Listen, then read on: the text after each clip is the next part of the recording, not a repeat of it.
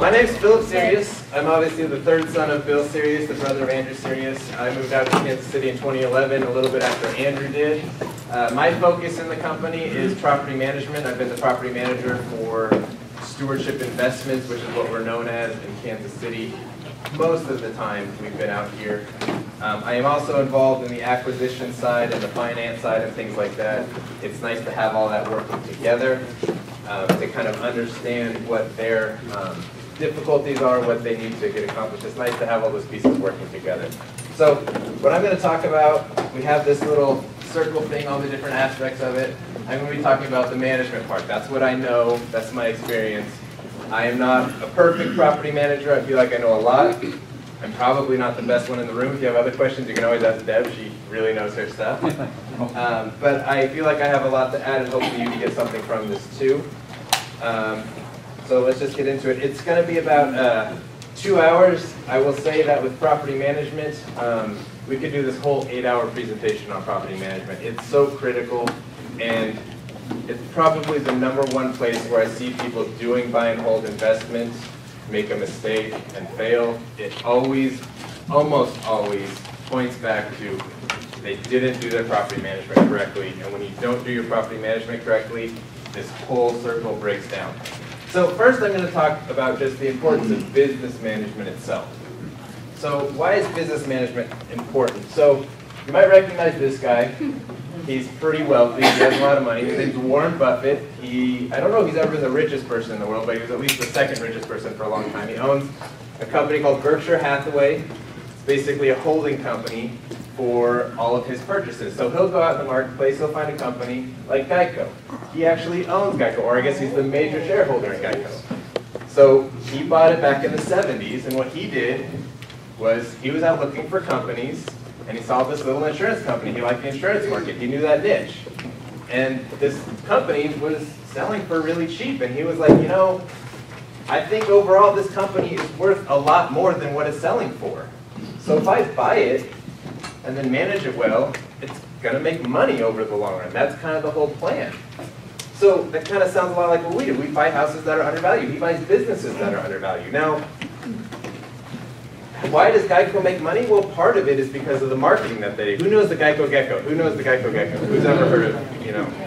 Everybody knows that. Yes, everybody knows that. Why? Because they have a really good marketing department. Now, you think Geico would do just as well if they never had the Geico Gecko, if they just put a bunch of other people who had really bad ideas that they spent a bunch of money on? They wouldn't do as well. They wouldn't make as much money.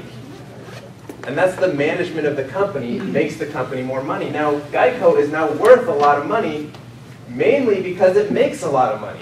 What is Geico? What? What is the stamp for?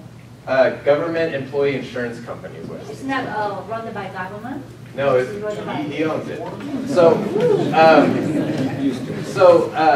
yeah, it's worth based on how much profit it can make. And so if they're running it really badly and it's losing money, it's not worth as much money. So what does Warren Buffett do? He goes out and he buys Burlington Northern Santa Fe, a big railroad, the biggest company he owns. He just recently purchased it. So he manages that one well. He also owns Dairy Queen. He has a 10% stake in Coca-Cola. He has found these businesses and bought them undervalued, kept the management really strong, and made a lot of money. If Coca-Cola was not managed well, not making a lot of money, it wouldn't be worth a lot of money. It wouldn't be doing well. His investment would be going down. It wouldn't be worth anything. Excuse me, it would be worth something, but you'd have to fire sell it at that point. You can always fire sell a house, but who wants to fire sell, and you're not going to make your return if you have to do that. You want to maximize the value of your businesses or your investments. So he keeps buying businesses. He owns Nebraska Furniture Mart, which we have one here. He owns Heinz. He owns Clayton Homes. He owns Fruit of the Loom. He owns Helzberg Diamonds. He owns See's Candy. It just goes on. NetJets. He owns all these companies, at least a major share of these companies. And so he manages them well, and they produce returns for him over time. And he bought them undervalued, and he just waited for the market. He has this concept called Mr. Market. He learned this from his mentor named Benjamin Graham. The whole concept of Mr. Market is basically the price tag on an object is not there to guide you in how much it is worth. The price tag is there to serve you. The point of the price tag is One day, the price will be really high. You don't want to buy it. But the next day, Mr. Market comes to you and says, hey, you want to pay this much for it? Yeah, that looks like a good price. That's on sale all of a sudden. So he buys businesses on sale. Once he does that and manages them really well, this is what happens. He just gets buckets of cash. They just come rolling in the door, they make a bunch of money. So this is us, Stewardship Properties. What do? Well, we go out in the marketplace, we find 123 Main Street. We find it undervalued. Andrew looks through a lot of acquisitions, makes a lot of offers. He finds this house, it's undervalued. We purchase it. Then we go to the next house. We buy Grand Street. We buy Walnut Street. We buy Cedar Street. We keep buying these little houses. We think of them as little businesses out there that we're buying below what the market value is if they're managed well. They're on sale. We're buying these assets on sale. Buy another one. We keep buying them. We keep going. We get more and more houses that are on sale. We don't have to buy all of them, but we buy the good ones that we can find that we really like. That top one's a fourplex. We buy all sorts of different stuff. These are all houses that we've purchased in Kansas City. So again, we're buying them on sale, but the value of these houses is not their price tag. It's how well we can manage them. That is what their value is. If we manage them well and they make a lot of money, they're going to be worth a lot of money. If we manage them poorly, like people running a corporation really bad, and it starts losing money or doesn't make much of a profit, the value of those assets is not worth as much. So once we have all these houses and assets and things, this is what we do, or what we want to do. We want to get big piles of money as well. So that's what our whole plan is here. So the next thing I'm going to talk about is, I talked about this briefly in our last talk. Who was there, just so I have a reference, that heard me and Andrew talk last time? So not all of you, but quite a few of you. So you managing it or having a manager manage it? This is a very important question. I'm going to come at this talk mostly from the point of view of me managing it, or us, our company managing it, building a management company. But most of this still applies to having an outsourced management company do it. There are a lot of reasons to do that, a lot of advantages to it. Sometimes they'll do much better than you will, but not always. One of the things I will say, just be very careful if you use a manager. You really have to know all of this stuff, even if you use a property manager. The main reason for that is you need to protect yourself and need to know that they know what they're doing. Where we're from, Eugene, Oregon, this actually just happened in between our two talks. The largest property management company in Eugene just basically went out of business, went into receivership because there was a bunch of fraud going on. It basically turned into a pyramid scheme. 3,500 units of campus rentals and things like that. And all those owners' deposits, all those tenant accounts, it's all gone. All that money. There's $9,000 for 3,500 units in the bank account right now. A lot of people lost a lot of money because they weren't watching their assets being managed by someone else. That's a really sad story, and it's a true story, and it happened a week ago or something like that. This can happen. It's scary. I don't want to say property managers are bad. A lot of times they're the best option, but you have to know this stuff anyways, because you have to know that your manager is doing the right things and taking care of your investments. So it's always the first and last question of property management is whether you're going to do it or someone else is going to do it. First question, because when you first have a house, you need to have a plan for it. The last question, because you're always asking yourself that, how is my management doing? What do I need to do differently? And if you get big enough, you have to outsource it on some level, even if that's just building a company yourself, so you don't have to do every aspect of it. But you need to know how all the aspects work to make sure it's all being done correctly. So next, other thing I'll talk about, I want to make sure I'm comparing apples to oranges here, because there's two very different types of property management in my mind. There's on-site property management, which is like an apartment complex, and then there's off-site property management, which is like houses and duplexes and kind of scattered around. We have a central office on Truce that Andrew alluded to earlier. We have a lot of houses around the city. We manage that all from that office. So, you know, everything, most things are 5, 10, 15, 30 minutes away from our office. That's a lot different than having an apartment community of like 50 units all at once, or 100 units, or 200 units that you're all managing from the same place. There's a lot of different challenges with either one of them that you have to do differently. I honestly believe off-site property management has more difficulties to it, but they are different difficulties. I'm going to be, again, talking mostly about off-site management because that's what I've done, that's what I know better, but they really do bleed into each other. So I'll explain that a little bit. Again, on-site management is different than off-site management. Just know that going in. You've got to know which one you're doing, you've got to know how to do it. So next, before you ever collect a rent check, you can't just buy a property off of pro forma, or as Andrew likes to call them, pro facas, and just expect that money's going to come in. You've got to do stuff to acquire that money. First thing you got to do before you rent, you got to know how much you're going to charge for it. You got to know how much that property is going to rent for. You got to pick a rent price. You can't just say, hey, I want to rent my property, just give me money every time. You got to actually have a price set out there. So how do you figure that out? What's the best way? Well, this may not be very, amazing to tell you guys, but the best way is just experience. That's the best way to know what a property is going to rent for. One of the reasons I feel like I know markets is because I've been doing it so well. I know what the rents are in Grandview. I know that if I have the same house on the west side of Grandview and the east side of Grandview, they're renting for different prices or at different speeds. Lease Summit is a lot different than Grandview. Lease Summit, I feel like I can rent anything there really quickly, no matter what price I seem to put on it. Raytown, things sit for a lot longer. I know all this stuff because I've been doing it. So that might be discouraging to someone who doesn't have a lot of experience. Well, you need to learn that experience, you need to grow it, and that's a good advantage of being in your property management company. The other thing you can do is you can borrow experience from someone. Ask someone who actually knows the marketplaces, and that way you can really understand what you can rent this property for by borrowing the experience of someone else. Other tools I really like is online stuff.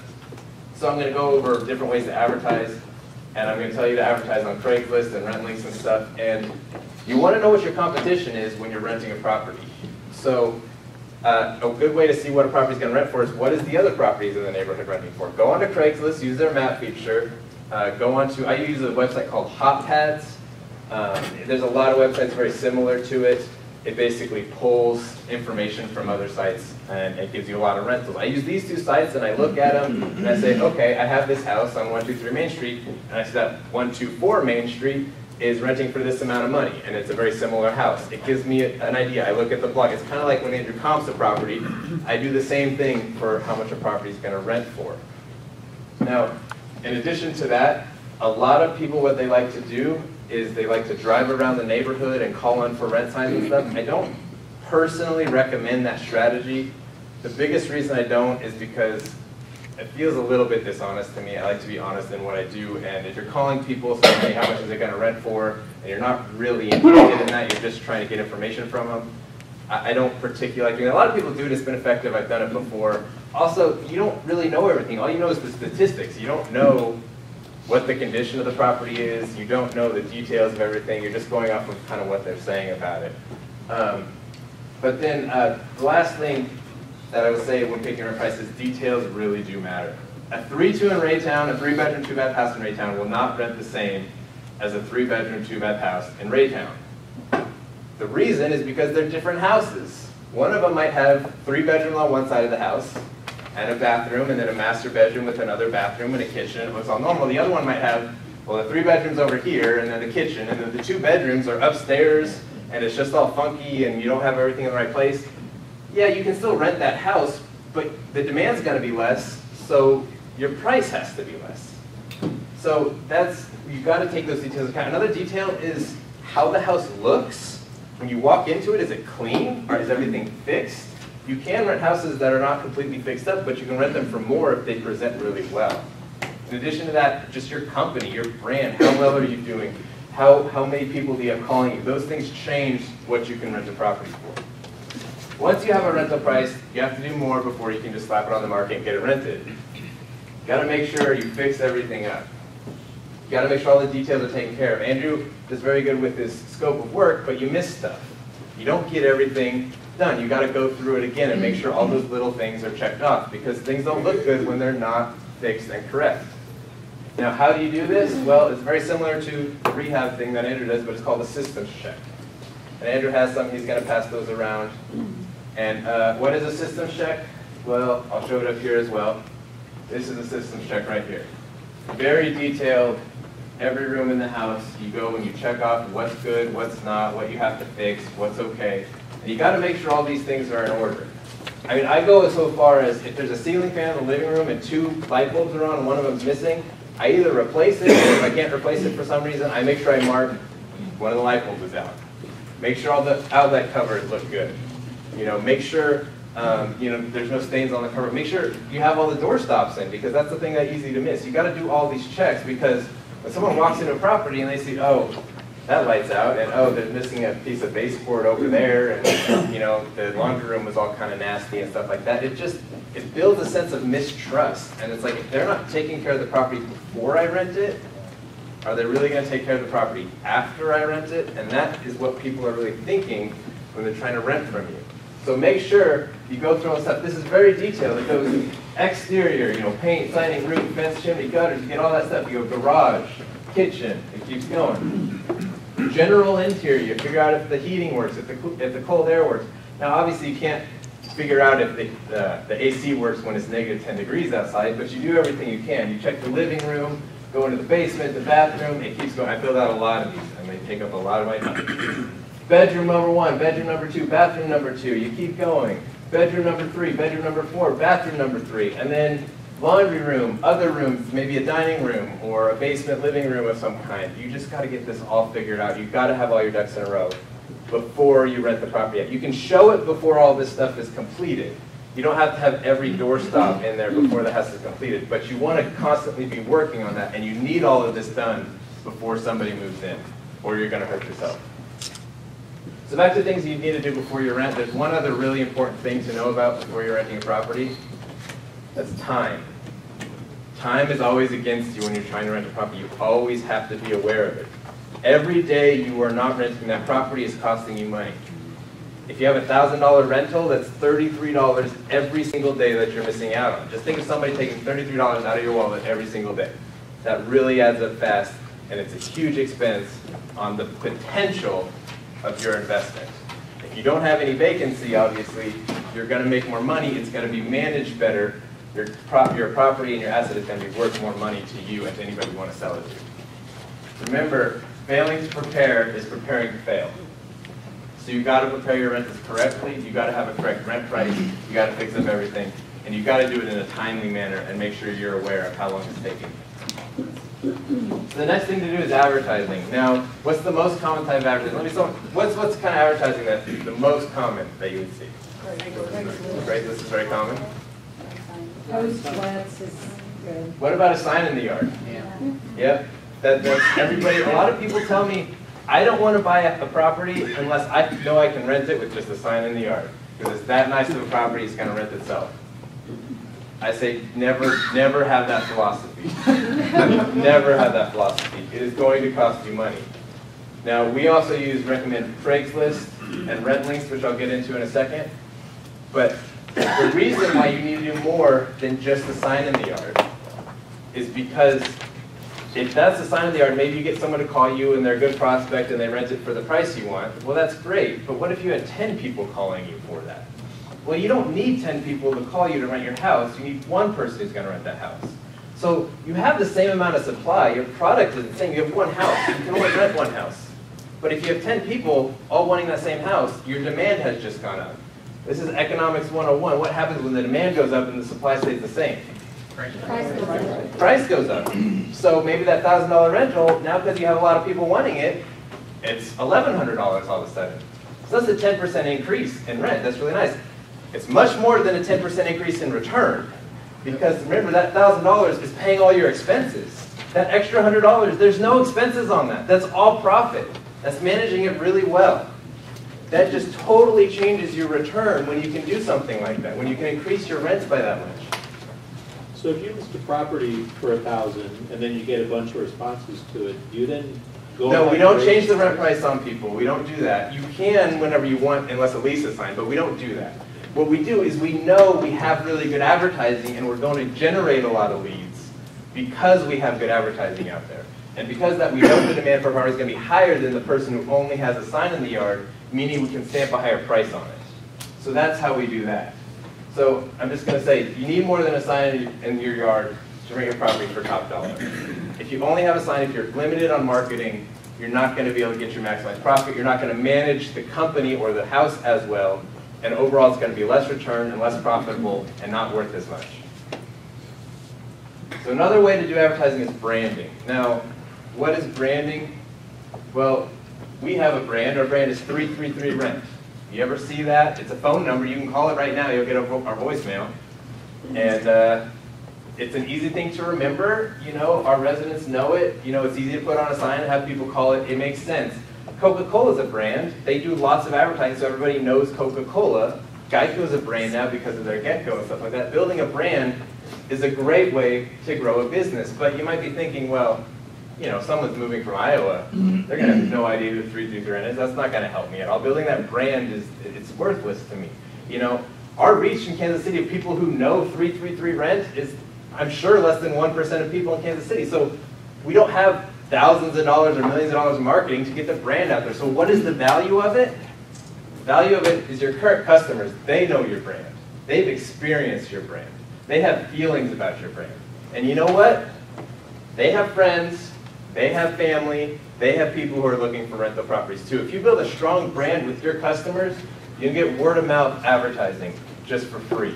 If you have a strong rental company that people like, that people know, can remember, they're going to keep coming to you because they're going to tell their friends about it. It's easy to know, oh, I'm looking for a place. Well, I like the place I'm renting, see if they have anything more.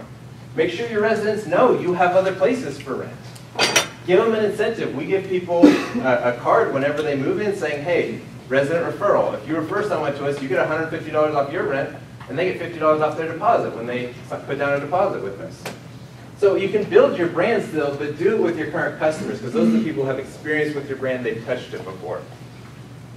So your best source of hot leads are your current tenants. You can get cold leads all day from Craigslist, from RentLinks, from all those other sources, but your best leads are from your current tenants. I skipped RentLinks for a second. I'll explain that. Craigslist is something, I'm going to go back really quick to that so you can see it. But so Craigslist and RentLinks, I skipped this really quick. So Craigslist, do Craigslist, get your advertising on there. A lot of people don't like leads from Craigslist because they think there's a lot of kind of, you know, not great people on there. But it's still advertising. You can screen those people out, and there's a lot of people who use it. You're going to get a lot of leads from Craigslist. What RentLinks is, it's pretty much the exact same thing as PostList, if you've ever heard of that. We use it because we think it's a lot easier to use and we like it more. It basically, you post it on RentLinks, and then it goes out to like Trulia and HotPads, like I mentioned before, and other websites, and it gives you a bunch of different advertising across a lot of platforms, and it's pretty easy. If you're going to pick one of these three things, I think RentLinks is the best one to do, and it's going to give you the most leads coming in. But like I said before, those are all cold leads. The only way to get hot leads that actually trust your company already and want to rent from you is from your current customers. So what is the best advertising you can put out there? There's one form of advertising I have not mentioned at all that is the absolute, my favorite advertising in the world. No vacancy, not for rent. Why is that? Because it's already rented and paying me money. That's the best way to do it.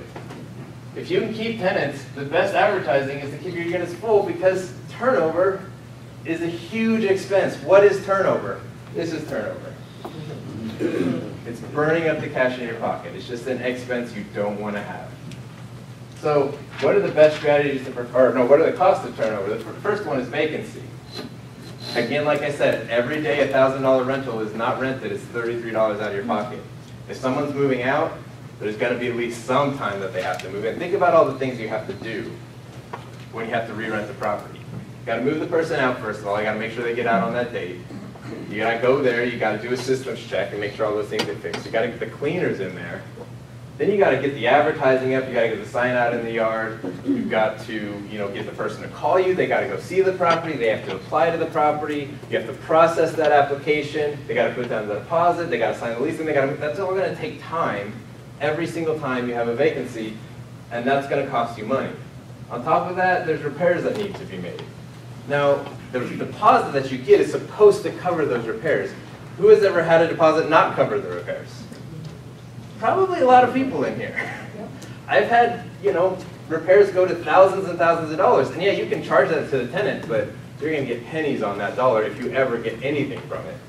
So make sure that you don't have a lot of turnover, because you have to keep repairing it every time someone moves out of it. On top of that, there's cleaning expenses. Yeah, again, that's supposed to be covered by the deposit, but if all your deposit's taken up by your repairs, you're still going to have to do the cleaning on top of that. And then the deposit doesn't cover wear and tear either. If the carpet is 10 years old and now you have to replace the carpet because they moved out, you can't charge someone for that.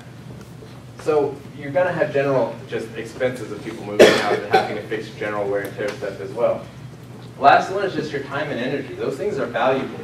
Protect those things. You can't find the next good purchase if you're busy trying to re-rent a property you already rented.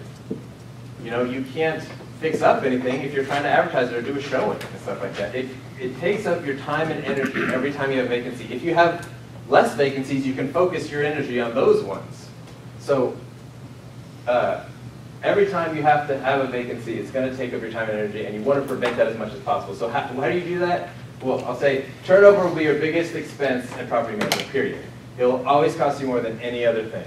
So if you have big turnover costs, you've got to fix that. That will ruin your business by not getting paid on it. So that will be your biggest expense. Do you have an estimate or a range of how much it typically costs you every time you have a turnover?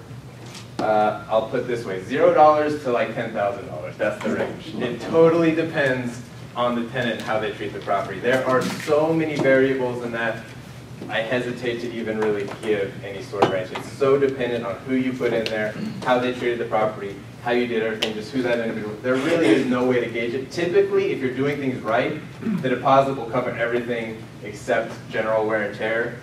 But you know, that one person who cost you $10,000 on a $50,000 house just totally ruined, you know, 4 years of income on that house. Three So, times rent. yeah. 1 month, 3 times. I have a question.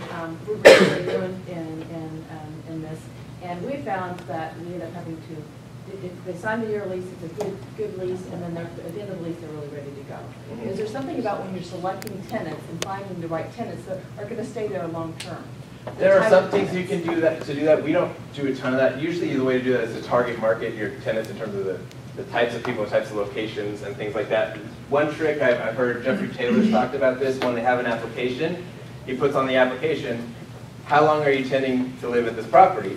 And there's no option for 1 year. There's 3 years, 5 years, and 10 years. And so it's kind of like the anchoring thing. They have to circle one of them, so they circle 3 years. And so it kind of anchors in their mind they're going to stay there long. There's some tricks and stuff like that, but generally it's just depending on the people that you get moving and how long they're going to stay there. So, but how do you prevent those expenses, the vacancy, and all those other things? It's resident retention. And what is resident retention? It's that people are happy. People don't want to move. Moving sucks. Who's enjoyed moving? It's a lot of work. It really is. So keep people happy. And what are the best strategies to do that? First one is pretty simple, except it's very difficult to do. Customer service. There's so much money to be made in business with customer service. You've got to get this part right. Now, what does that mean? That means, oh, I'll do anything for you at any time. No. It means doing things professionally, treating people well, having a smile on your face, being personable, going out of your way when it makes sense. It's making sure they feel like you care about them. They're not just a tenant living in a property paying you rent. They're a person who has their own problems, own issues, and you need to know that, and you need to be considerate of that. Treat them well, treat them with respect. They're not a number to you, they're an actual person. So remember that when you're dealing with them, and they will reward you by wanting to stay at your property. People sometimes have to move, that happens. They get a job somewhere else, they want to go buy a house. No one's going to stay there forever. But again, if you have good customer service and they're happy, they don't want to have to deal with another rental company. If they're happy with you, there's no reason to move. So give them good customer service and they'll stick around. Another thing that people do, we don't do this in our company, but I've heard a lot about it, is renewal gifts. Now, I often heard the cost of a new customer in business is 10 times the cost of retaining an old customer. In property management, it might be 100 times. To get a new customer, it costs 100 times more than keeping the old one. So what's the cost of giving them a little gift when they renew their lease? Jeffrey Taylor, what he does is he makes it a big event, like it calls it their anniversary of living at the property. So for their anniversary, what he does is, he says, well, you can get a new ceiling fan in your house, or you can get your carpet cleaned, or we can repaint the property, and he gives them these choices of things that they can do. So if they re-sign the lease, then they're going to go do this thing, and it makes them like, well, I'm excited to get a new year lease. I'm excited when that happens. I'm happy to stay with you because you've had good customer service. And now, why would I want to leave when I'm getting a new paint job on my house, and it keeps your house up? You're going to have to paint it at some point anyways. So it's reinvesting into your asset. It's making people happy, like you care about them and treating them well, and keeping them a nice house to live in. Another thing is community. This isn't as important for single-family houses, but for apartment complexes and communities, it's super important. Comes down to a duplex when this comes important, because people care about their neighbors and who's living next to them. If you have a fourplex and you have someone who's just terrible to live next to, well, they're not going to want to keep living there. Who wants to live next to that person who's banging music at 3 in the morning? No one's going to want to do that. So what you got to do is have a good community and focus on having quality people in your properties that are going to treat them right and treat their neighbors correctly. Last one is just be nice. Just be someone who they want to be around. Be a company they want to deal with. If they don't want to deal with you, they won't deal with you. Because, like I said, nobody wants to move. They only move if they have to or if you give them a reason to. So don't give them a reason to. Make them like your company, make them want to keep renting from you. The best resident retention there is maintenance. That is by far the absolute best resident retention you can have. The number one reason someone's going to move from your property, other than a job out of state or some other reason they really need to move or they're buying a house or something like that, the number one reason people move is because they're dissatisfied with maintenance. I get so many people who are calling me moving out of their place because they won't fix the dishwasher and I'm just tired of calling them about it, or I don't have heat in my house so I can't live here anymore. So maintenance is the thing to do. Now, how do you do good maintenance? Well, who is this? Same, but what is he really good at? Running. How does he run slow or fast? Runs very fast. Fastest man in the world. Be the fastest at maintenance you can be. If someone has, an outlet that's out, well, it might not be that important. And you have, sewage backing up in another person's house, that's a lot more important, obviously. But the person who has the outlet out, they don't care about the person who has the sewage backing up. It doesn't bother them at all. People are completely self-absorbed with their situation. They don't want to hear any excuses of why you're not getting it done. They just want to get it done. Now, obviously, you're not going to run out at midnight to fix an outlet that's out. But make sure you deal with all maintenance orders promptly, because, again, no excuse in the world will explain to someone why you didn't come there quickly. The other way to do maintenance really well, quality and professionalism. Do it right the first time. Don't go back there a second time. This is very critical. If there's a $5 fix that you can do for something or a $50 fix, choose the $50 fix. You're going to own this thing for a long time if you're truly doing the buy and hold model. So if you're going to do the buy and hold model, fix it right the first time, because you're going to be the ones fixing it the second time. So fix it right. Don't put in something that's going to break again. On top of that, always do it professionally. We don't call our maintenance people maintenance guys in our company. It's just some guy coming over to their house, a stranger, they don't know who this person is, it's not very good. This is a small difference, but we call them maintenance professionals. Now, why do we do that? Because it gives the person credibility. This isn't some stranger coming over to the house to fix your leaky pipe. It's someone who's a professional, who knows what they're doing, and they're going to get it right, they're going to treat you with respect. And that's very important. Whoever is doing the maintenance for you, make sure they do those things, and check up on that. Make sure people are happy with the maintenance professionals you have working for you. Because if they aren't, you need to find someone else who's going to represent your brand and your company well and make the people happy and want to keep living there. Remember, they don't want to move, but if they don't trust you, they will. So make sure they trust you. And maintenance, also, think about it. If you have a good resident, how often do they call you? Almost never. They call you when there's a maintenance problem. Throughout the entirety of the lease, 90% of their issues with you are going to be related to maintenance. That's going to be the times they actually interact with you. Their entire feeling about your company is going to be based on how well you dealt with those maintenance issues. Because if they're not late on the rent, you're never going to call them. So that's their entire perception of your company, is based on how well you take care of that maintenance order. So there's some other things to know about maintenance, but also quality and quick maintenance is your best resident retention. You don't want to move, so just remember that. Some other things to know about maintenance. Expect it. It happens. It's part of property management. A lot of people never get into property management because they don't want to deal with a leaky toilet that's going to come at 12 in the morning. A lot of people can't handle property management. Every time the phone rings with the maintenance order, they get emotionally angry about it. They're frustrated. They're tired of things breaking. They don't want people bothering them anymore. It's too much. Who's had that feeling before? It's just you don't want to take that next call.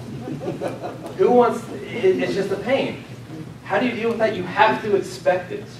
Know that that maintenance call is coming tomorrow. Have a plan for it.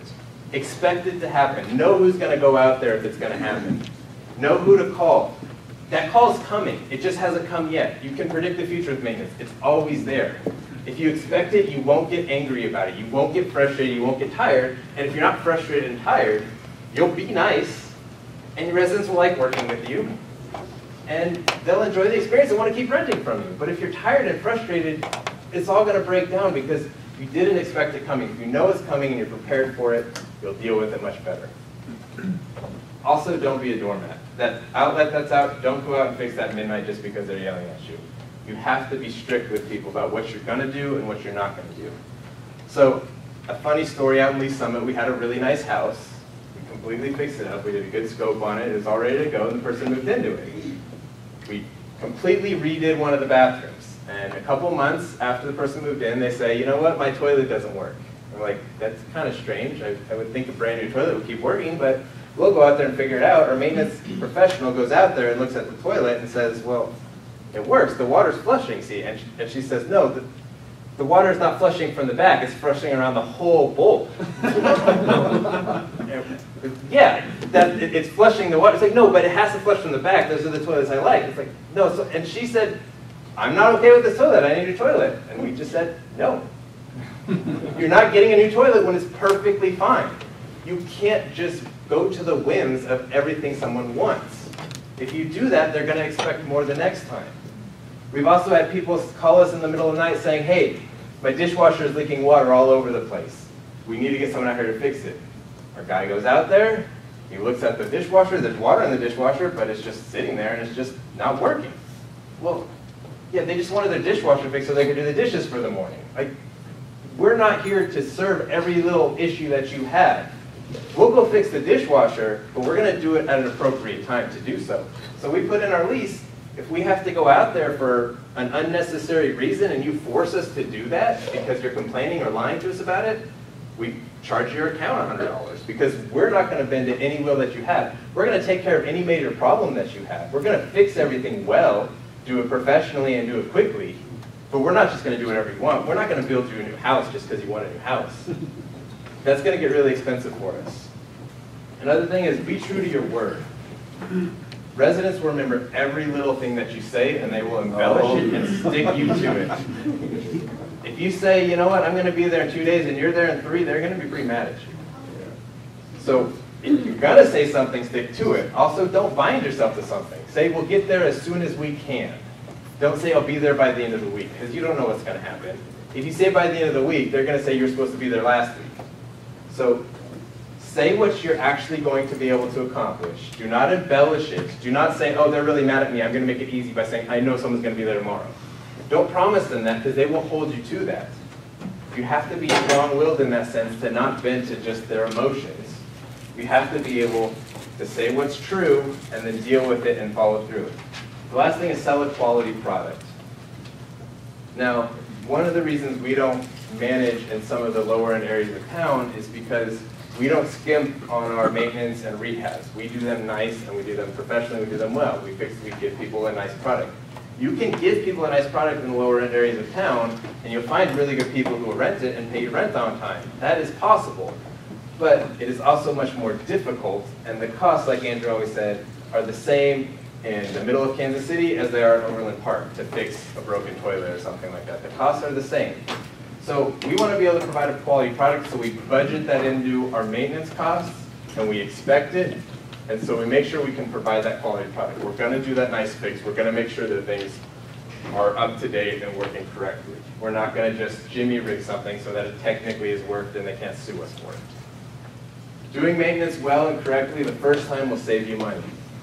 You have to send someone out there twice, that's pretty much all it's going to cost that the materials of most of your maintenance jobs are going to be. So send someone out there once and get it done right as long as you can. So sometimes you still have vacancies even if you work hard on resident retention, you have good maintenance. People often, they'll move out for different reasons. You're going to have to get prospects. So how do we get prospects? Well, they're typically going to come through a phone call or an email. That's 90%, 95% of the prospects we get. Sometimes, we have an office. Sometimes people will stroll into our office. But almost all the time, it's through a phone call or an email that is our first contact with them. So how do you deal with this? Well, you need to qualify the prospect because you need to protect your time and you need to value their time. What do I mean by that? If someone calls you or emails you about a property, make sure it fits all their needs. Make sure they know the rent price. Make sure they know the bedrooms and bathrooms. Make sure they know where it is. You don't want to go show someone a house and then tell them it rents for $1,000 and say, oh, I thought it was $800, and then you just wasted a bunch of time of theirs and yours. Make sure they know your policies. If you don't allow pets, well, even if you do allow pets, you should ask them, do you have pets? And if they say yes and you don't allow them, say, well, I'm sorry, this house isn't going to work for you. It makes no sense to wait till you get to the application and see it and then go, oh, now I can't approve them. You want to get that done up front, almost just for their sake. You don't want to waste their time. They're trying to find a property.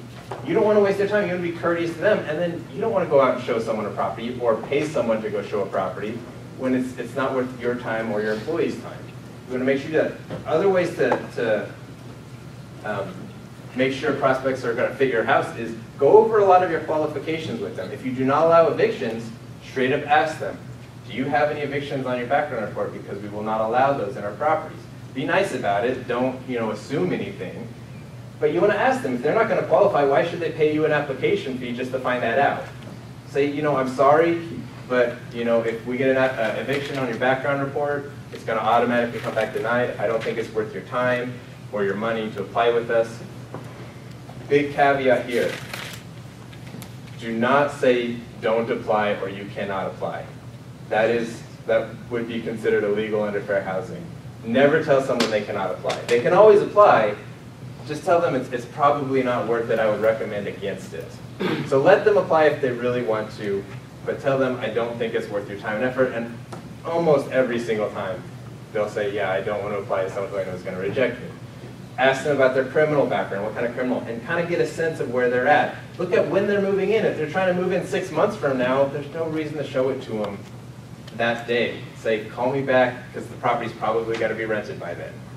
So these are all things that people miscommunicate and you end up wasting a bunch of time. It's really important to protect that because, again, if you just have one vacancy, you probably have another job you're at and you probably have other things you want to do or you need to go find more houses to buy. So you got to spend your time doing that. If you have 10 vacancies, 15 vacancies, you want to spend your time dealing with the other ones that you can actually rent instead of this one. So make sure you're using your time wisely. So what do you do when they do want to see your property and they are qualified and they do make sense? Well, you got to schedule the showing. And again, this is more for off-site property management. On-site property management is a little easier because they come to the office and then you can just walk them to the unit and go show it. With off-site property management, you have to drive out there. Sometimes from our office, it's a 30-minute drive there and a 30-minute drive back. So we don't always have someone available to do that, so we have to schedule out. Same-day showings are the best because they're ready, they're intrigued, they're excited about it. So you want to do that, but it's not always possible. So you do sometimes have to schedule it out. If you schedule it out, 2 days later, and you see it on the calendar, you go out to that property at that time, you made a mistake. What do you need to do before? You need to call them before the showing. We make confirmation calls an hour before the showing. If you just go out there and look at the property all of a sudden, they're probably going to be there about 10% of the time if it was scheduled 24 hours before that. You always have to make that confirmation call because you're going to go to a vacant property where no one's going to meet you most of the time. Call them beforehand, make sure you got their information, call them, say, I'm Phillip from 333 Rent, I'm just making sure that we have a scheduled showing for you. Are you planning on making that? They say yes. Okay, do you know where it is? This is the person who's going to be meeting you. This is the car they're going to be driving. Do you have any questions? Okay, we'll see you at the property at this time. Make sure you do that. It works really professionally. Doctors' offices do it because they need to know who's going to be there. You got to confirm the showing before you go there. Don't waste your time or the prospect's time if you know it's not a fit. That's really important because you can waste a lot of time on people who just are never going to rent your properties. You got to focus on the people who are actually prospects for your residents. Again, Craigslist has a lot of people who are going to call you. A lot of those people aren't people you want to rent to. So you have to be able to screen them out and do it through the phone. One other thing is, don't try to do all the qualifying on the phone. You're not going to actually know what's going to come back on the background report. Never promise that they will be approved. Never promise that they're going to be rejected. But get a general sense and then let them know why that's probably not going to work out. You never want to bind yourself to tell someone, yeah, you're definitely going to get approved, and then you realize there's something on the background report that didn't quite match, and then you have to reject them. Or a lot of people don't know if they have eviction. It's like, I don't know if there's an eviction on my background. I had the situation where I got kicked out or I got a 30-day notice. So wait till you actually get the background report to make that judgment call of what actually happened. So once you have a prospect and you do showing, or you actually have to do the showing. So what's important with the showing? You got to keep the property clean. It's very important to have a clean property with all the details taken care of. I alluded to this earlier, but a clean property will rent more than a dirty property will. Again, what they are looking for, they want to trust you. That's a trust fall right there. They are trusting you with the next year that you're going to take care of them if they have a problem. And if they see a light missing and there's no dryer vent and you don't know, what kind of, how old the appliances are, they're not going to trust you. And it's like, if I can't trust you in the limited interactions we've had and the few things I can see, I got to make a big judgment call for the next 12 months. I want to make sure I'm making the right judgment call on that because I really have to trust you. So you need to build that trust with them. How do you do that? Customer service. You be professional with them. You be nice to them. You talk about them. You be personable with them. If you're not good at that stuff, I would just quickly recommend a book called How to Win Friends and Influence People. Who's read that book, heard of that book? That book is, I will recommend that book every day of my life to every person. That book has totally transformed what I've been able to accomplish in all aspects of my life. Follow that book. That book is a guideline and a rule book for how to deal with other people and how to make them basically trust you and do the things that you want them to do. Remember, you're selling something worth thousands of dollars. If you have a $500 lease you're trying to give somebody, that's $6,000 over the course of a year. That's the biggest purchase they're going to make that entire year. So they're going to make sure they're making the right decision on it. They really have to trust you because they're not going to buy anything more expensive than that this whole time. And they're basically, they don't know how you're going to take them 11 months down the road. So they need to know now, and it's a big purchase that they're making. So you're selling something very expensive, and be aware of that. You're not going to go to a car lot and see a car that's all nasty inside or something. Even if it's a used car, it's going to be presentable and really nice. Think about it the same way with the rental house. Acquiring applications. So there is some ways to get more people to apply than just having a nice house. The biggest thing you can do, apply now, right now. Don't wait, don't take it home, don't forget how nice the property was, don't go look at that next property that you're going to get excited about. The euphoria and the high of the quality showing is going to wear off really fast. Make sure that if you're at the showing and they like it, have them fill out the application right then. That's not always possible, but then do a follow-up call the next day. Make sure you're doing that quickly. Try to make sure that they don't have a bunch of time to just sit around and go, yeah, I want that place, but I'm going to go home, I'm going to eat dinner first, and then they eat dinner, and then, well, I didn't fill it out before dinner, so why should I fill it out now? I wake up the next day, okay, it's not going to happen, So get it, the longer the showing has happened, the less likely they're going to apply. Also get an application fee. It'll make them feel more invested in the property and in the application. We went so overboard with the apply now thing, we did a kind of a marketing plan of basically saying, if you apply at the showing, no application fee. That didn't work at all because we got a lot of people who applied who didn't really care. We got a lot of people who applied who weren't qualified at all. They were just trying to sneak in an application behind our backs. It just did not do anything. They will feel more invested if they actually put money down. They'll have some skin in the game, as a lot of investors like to talk about.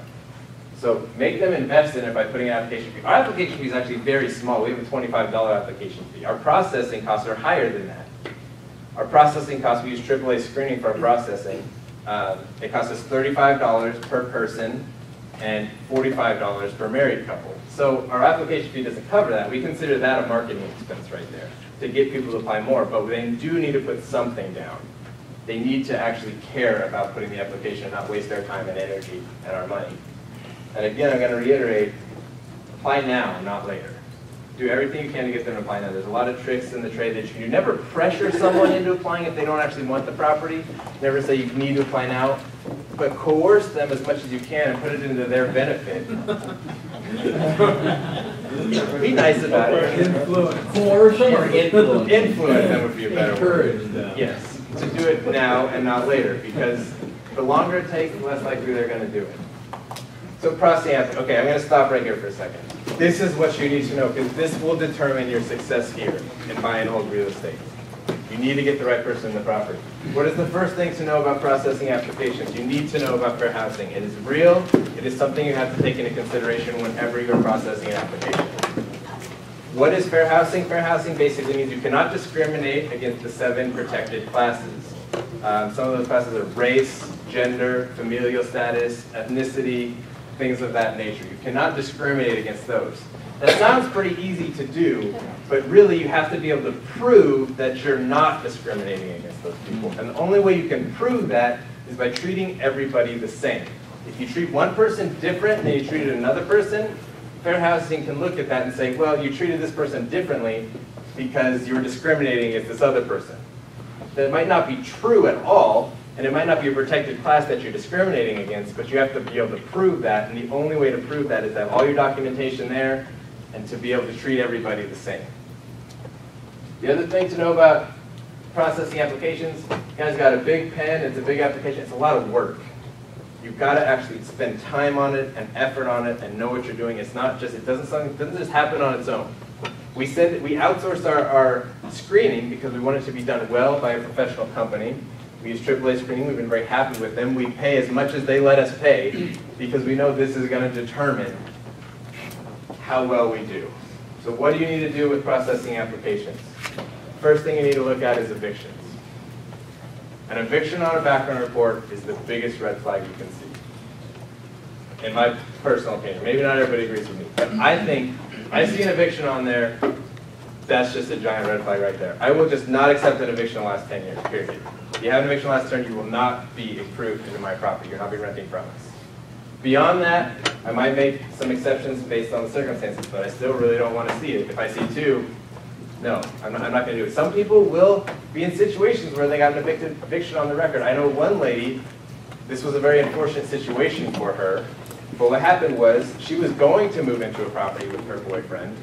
She never ended up moving into that property, but she applied. Her name was written on the lease, but she never signed that lease because she never moved in. But that was the lease the company had on file. And so the boyfriend then stopped paying rent. He got evicted. He went to court. He got it on his record. Well, they made a mistake when they went to court because they sent them just the lease that they had on file.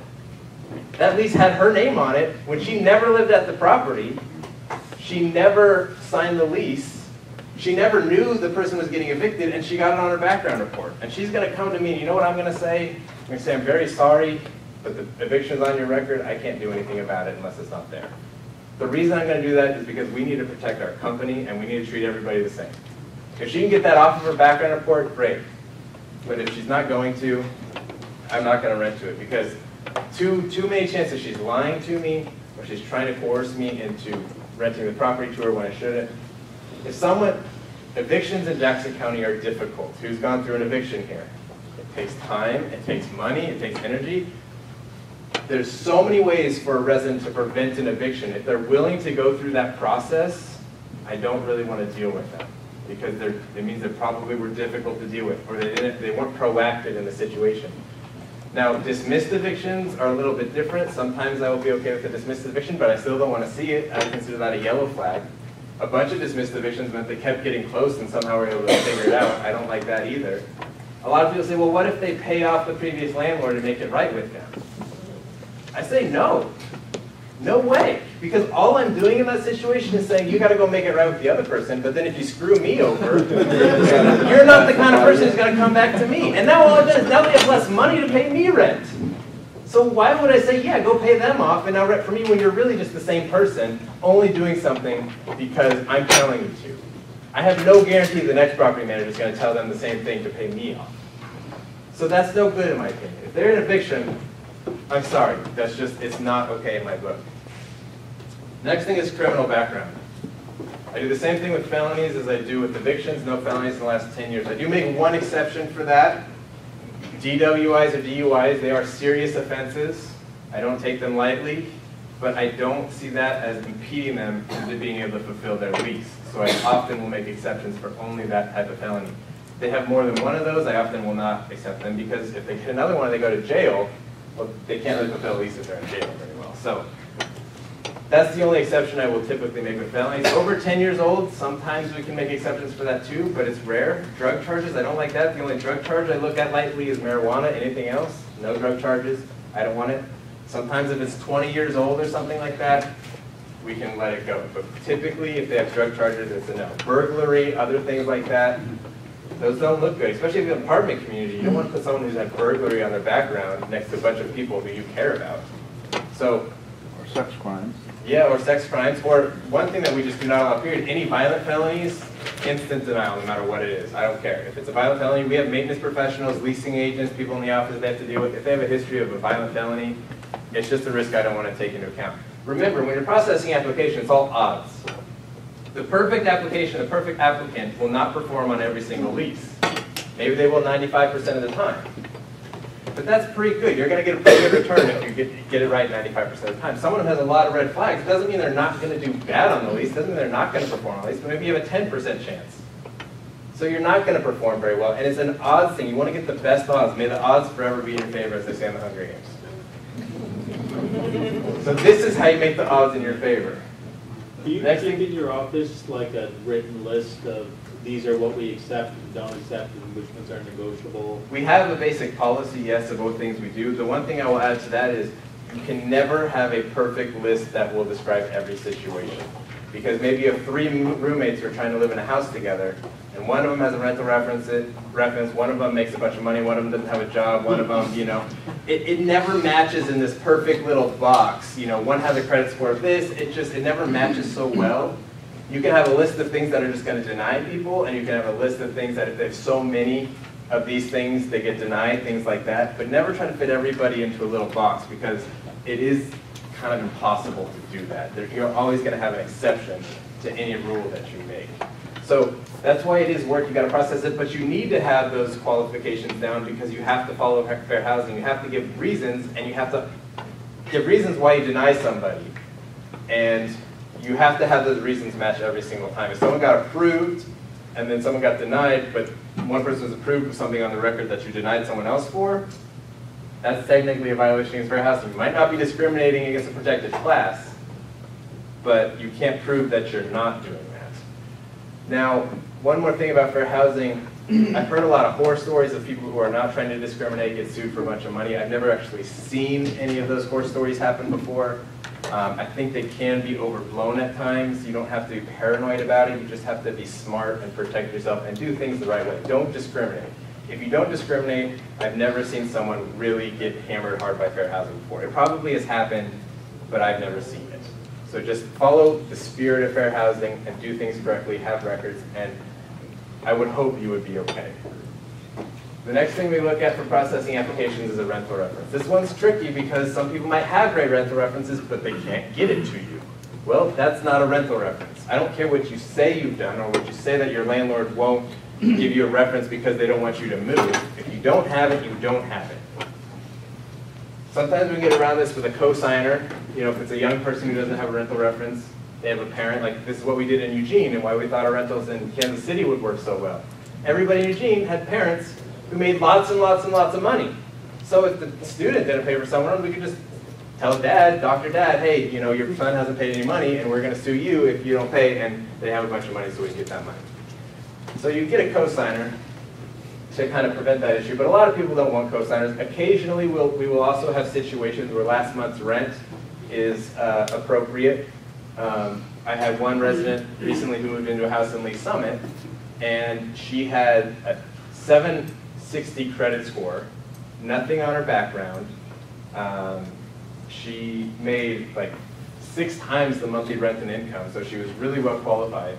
The one thing is she lived with her fiance who owned a house for a long time. She never owned the house herself, but she had no rental reference because of that, or her rental reference was like 10 years old and she couldn't ever get it to us.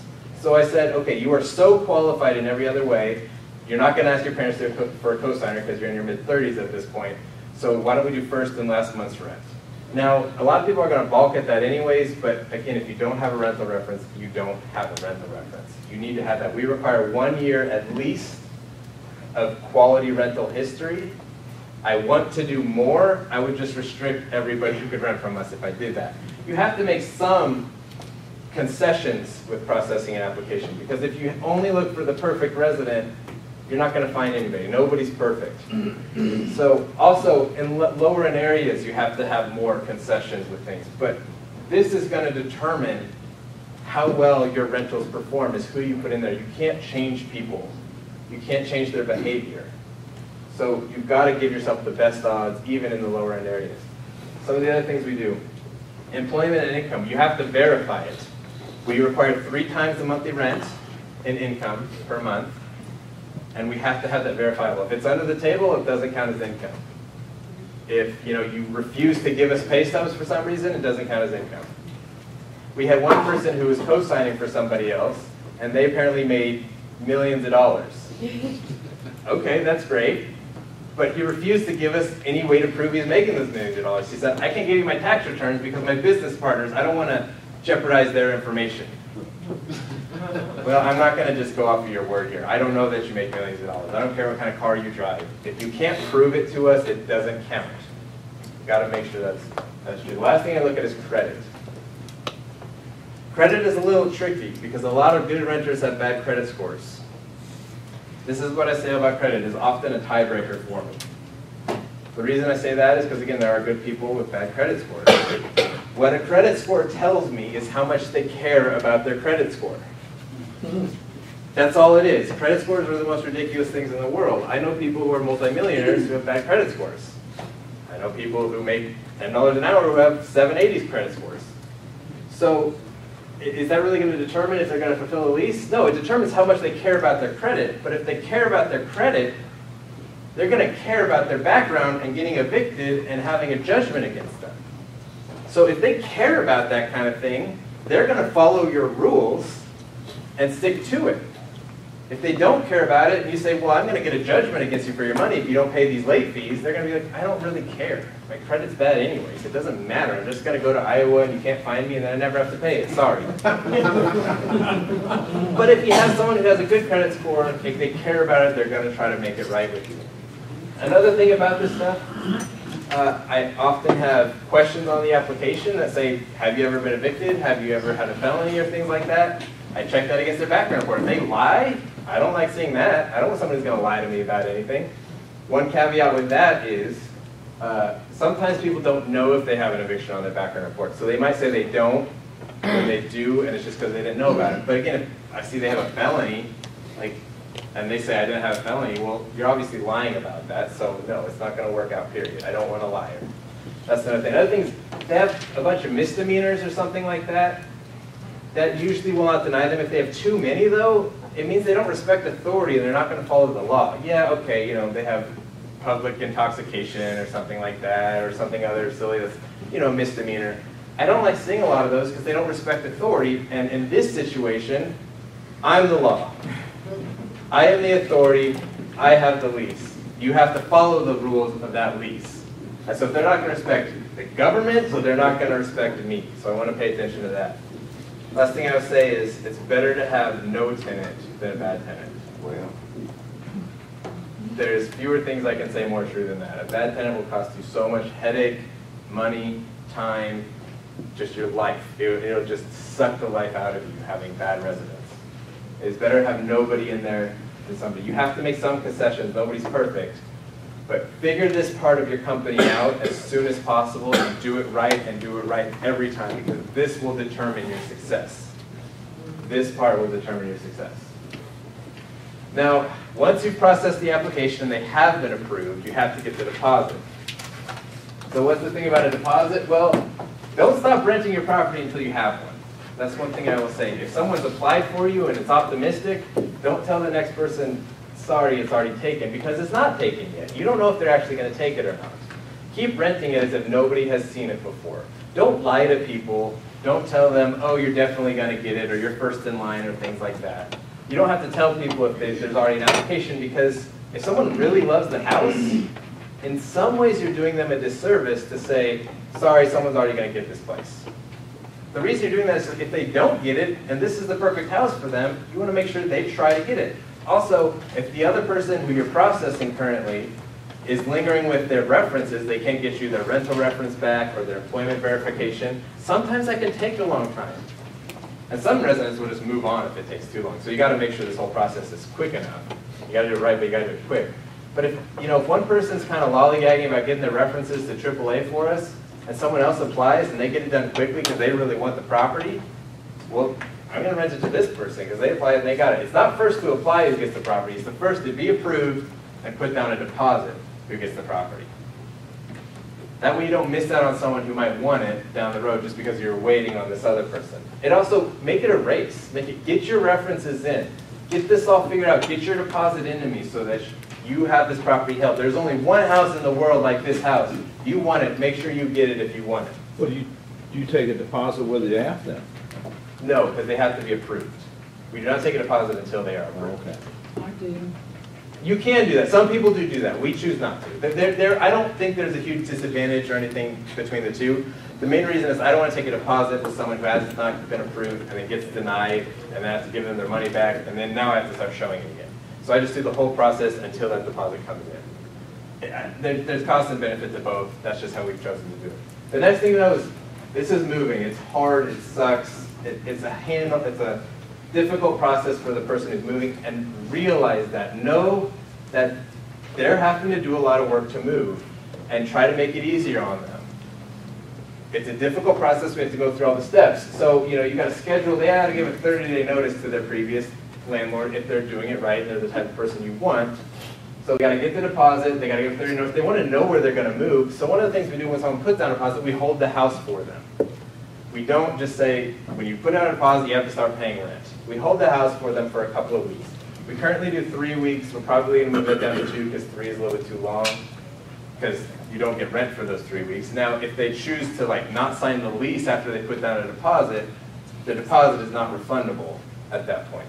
So they're tied into leasing the house, but you will not get rent from the time they put down the deposit to when the lease starts. Other things this does, it gives you time to actually schedule time to sign the lease and go over it with them. And that's very important. I'll get to that in a second. It just makes the process easier for them. They're more willing to apply, more willing to put down the deposit, more willing to get the process started if they don't feel like they can only put the deposit down as soon as they're ready to move in. So again, we give them 2 weeks or 3 weeks, and we're probably going to move that down to 2, just because you've got to give people some leeway in terms of what they're having to deal with. So that's another thing about getting a deposit. Now, next thing is signing a lease. Signing a lease is a lot like this. It's teaching. It's a classroom. You have to lecture them. You have to tell them what's going on. This is very important too. This will save a lot of headaches down the road. Don't just give them the lease and have them sign it and expect them to have read it. What you need to do is you need to set the expectations.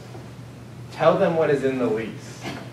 Tell them what's going to happen if they don't pay rent. Explain it to them. Tell them that they cannot be loud late at night and that it says it in the lease, and explain the consequences to them. Say, if you smoke in your unit, you're going to get kicked out and you're going to have to pay for all the damages. Don't smoke in the unit. If you haven't told us you have pets, and you have pets in there, I don't care if it's your mom's pet, your sister's pet, your baby mama's pet, I don't care. It's your pet because we saw it at your property. This is the consequence of that happening. Make sure they understand that. They won't always remember it, but you're giving them the chance to understand these are the rules. If you are not okay with the rules, do not sign the lease. We are making an agreement here that you will pay this rent, you will follow these rules, and that we will provide a property management service to you. If you are not okay with that, do not move in. Just don't. I don't want you to, and you don't want to. So I'm going to expect you to follow these rules, and you need to. Next thing you do is you need to have a bulletproof lease. Now, no lease is completely bulletproof. I constantly have a problem. I look through a lease to point out what they did wrong, and I realize it's not in my lease. Well, then I need to change my lease and make it better. Constantly be making your lease better. Now, there's some stuff you can't put in your lease because it's against the law, but you need to have everything that you legally can put in your lease to protect you and have people expect. What's against the law? Well, you can't say you can't get a deposit back, or you can't, I don't know. There's well, I'll get to that in a second. A 30-day notice, how that works. You can't change how that works because that's what Missouri law is. Does it vary from municipality to municipality? Yeah, some things are based on city and stuff like that, but a lot of it is just state law. Some of it's federal law. Like fair housing is, law you can't break. So there's things like that that you have to follow through. So have a bulletproof lease. Make sure you have all your rules in there and let them know the consequences of them. So if there is a problem that arises, you can point back to the lease and say, hey, we explained this to you. It's in the lease. This is what happens. I'll explain why that's important in a second. Also explain the law. So the things that aren't in your lease that are the law, you need to let them know about that are going to affect the rental situation you have. One of the most common things I always have to explain to people is how a 30-day notice works in the state of Missouri. How a 30-day notice works in the state of Missouri is it never takes effect until rent is due. So if you give me a 30-day notice on the 15th of the month, it doesn't matter until rent is due, which is the 1st of the month. So it's 30 days from the 1st of the month that the 30 notice actually takes effect. The reason I tell people this and make sure they are aware of it is because if they want to move out after their lease is over, they have to tell me the month before. So it's really a 30-plus day notice because it depends on when they give it to me in the month. So if they want to move out at the end of February, for example, they had to give me their 30-day notice in January. And they can't move out, let's say, March 3rd just because they gave me their 30-day notice on February 3rd. That, according to Missouri law, that's not allowed. They have to pay, they can move out if they want, but they owe rent until the end of that month. That's the Missouri law. It works on our end too. I can't give them a 30-day notice and expect something to change in 30 days. It doesn't start to the 1st. I have to explain this to people. Make sure they know that so that when you tell them, hey, you're not allowed to do this, they're already aware of it. They're not always going to follow the rule, but make sure that they at least heard it. Well, if somebody moves in mid-month, then you just prorate that month? That's, yes, we start the lease front end. that month. Yes, we always prorate. We always have our leases end on the 1st. That's not what you have to do, especially with campus rentals. We always try to stagger them. But in Kansas City, we have our leases always end, I guess, on the 31st, the last day of the month. That's how we always do it. And we just prorate. Like if they move in halfway through the month, they pay half a month's rent when they move in.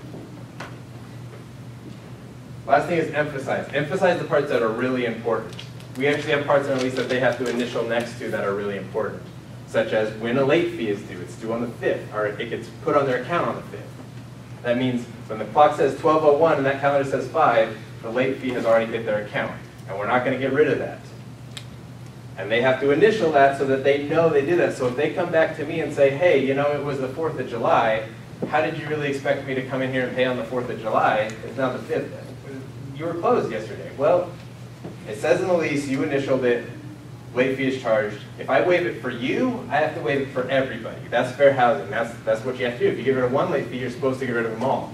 Most people don't do that, but you're breaking the law in a sense if you're doing that. So make sure that you emphasize the parts that really come back to bite you over and over again. And the last thing is follow through. If you set rules, if you set the expectation, you emphasize it, and you explain the law, follow through on all these things. And every time you give a little in one situation, they're going to expect a little bit more in another situation. So if you don't charge them the late fee that one time, well, maybe the next time you won't do it either. Or because you didn't charge the late fee, now they can kind of smoke inside, and it's not really a big deal. And if you gave them a pass on one, well, why can't you give a pass on another? Follow through with the rules. If you have a rule, have it for a reason and know you're going to follow through with it. If you don't want to follow through with it, don't have it as a rule. Don't put it in your lease. So there's a difference between month-to-month and year leases, obviously. I'm going to go over some of the advantages of both of them really quick. First, month-to-month leases. They're less hassle. Why are they less hassle? Well, we have 186 units currently. Not all of them are leased, but let's say 170 are leased. That's 170 lease renewals I have to prepare and do every single year. That's a lot of work. Sending out the notices, verifying what they want to do, having them come in the office and sign the lease. It's a lot of work to get that all put together. And if you have month-to-month leases, they just roll over every single month and you don't have to deal with it. It is an advantage. Another one is they don't have a reason to move. If they don't have to commit to a whole year, they might just stay every month, and that might make people stay longer. Sometimes, if they don't have a reason, they don't have to commit to anything. They're just happy. Remember, nobody wants to move. So if they're happy, they're just going to stay. And they're just going to stay. And they're going to stay until you bother them and say, hey, you got to sign a year lease now. They're going to be like, you know what? I've kind of been wanting to buy a house. So now that I have to commit to a whole year, I'm going to go out and buy the house instead. I'm going to give my notice. Why can't you just make the 1-year lease roll over just like the monthly? Have it roll over from 1 year to another year? That is something you definitely can do. There's some reasons I don't. One of the biggest reasons I don't like doing that is because I feel like Personally, I feel like it's a little unfair to tenants sometimes. If they miss the chance to renew their lease, they're stuck for a whole year, and that can be kind of unfair to them. Also, another reason I do it is because it forces us to raise rents a little. I'll get into that in a second. It's something you can do. I just don't particularly like how it works. And there's one other little twist I put on it at the end that I'll explain too, is why we don't do that. Less troublemakers. You might say, why do you have less troublemakers with a month-to-month lease? Because they know they can leave. Exactly, if they're causing problems. I've never tried to, but I never think it would be easy to evict someone for anything other than not paying their rent. That's a very difficult thing to do, saying, hey, they're causing so many problems, but they're paying rent, I'm going to kick them out of the property through the courts. If they want to stay and they're on a year lease, they get to stay. That's basically what it is. Even if they're causing you headaches, they're complaining all the time, you have to deal with them. But if they're on a month-to-month lease, you just say, you know what, you're calling about this maintenance issue again, and it's not a problem. Why don't you just find another place to move? Here's a 30-day notice. You can get rid of the people who you don't want in your properties if you're on a month-to-month lease. Also, you're not going to necessarily get more money anyways, especially in certain areas of town. You might have a break lease fee with the year lease, but if someone wants to move, they're just going to leave. So you're not going to see that break lease fee at any point. So why try to get that from? Why lock people into that? They're just going to go to Iowa, try to skip trace them and find them so you can get a judgment. How much money are you really ever going to see in that situation? It's just a fact in a lot of You're there. Exactly. So, your leases, it's easier to raise rents. The reason for that again is you kind of have a good point to do that every year. People kind of spend it. What we do in our lease signings is I tell people, after a year, your rent will probably go up a little bit. Usually I've noticed if you raise it about $10, people never really seem to complain about it because you always say, taxes are going up, insurance is going up, we need to cover those expenses, the owner needs to, so they're just raising the rent by the same amount. Sometimes we raise it by more, but I feel like you can always get away with a little bit, especially if you let them know. They're only going to get mad if it comes as a surprise. So make sure it's not a surprise to them that it's happening. But it gives you a good point to do that every year. If you're on a month-to-month lease and then you all of a sudden say, you know what, it's been a while, here's $10 raise, they're going to get frustrated and mad about that because it was a surprise. You have more certainty. A lot of people do fulfill your leases. Not everybody's just going to get up and run out on you. If they're looking to buy a house, they're going to buy it when their lease is up. So you kind of know when people are going to move out a little bit more. So that's kind of nice. Some people will pay break lease fees. We've had a couple people do that before. So sometimes you do get that extra money for those situations. So sometimes you do have more certainty and it does protect you a little bit. But overall, there's a lot of situations where it won't. This is one we've actually run into just recently. It's easier to finance properties that are on your leases. I didn't know this until a couple months ago. We've been trying to get some refinances on some of our big portfolio properties. The institution we were trying to get a loan from said, we consider month-to-month leases as vacant pretty much because you don't know if the person's going to stay there. I find that absolutely ridiculous. But they have the right to say that if they want. They don't think of it as guaranteed money. They don't think we can necessarily perform with a loan because of that. So they didn't want to finance those properties. It's a reality that I didn't know about until a couple weeks ago, but it is a reality, so you got to keep that in mind. Last, year leases are industry standard. It's just kind of normally it's what people expect. It's just a good thing when you're talking, people expect you to do your leases. One other thing I will tell you that I think is really important, don't do month-to-month leases up front.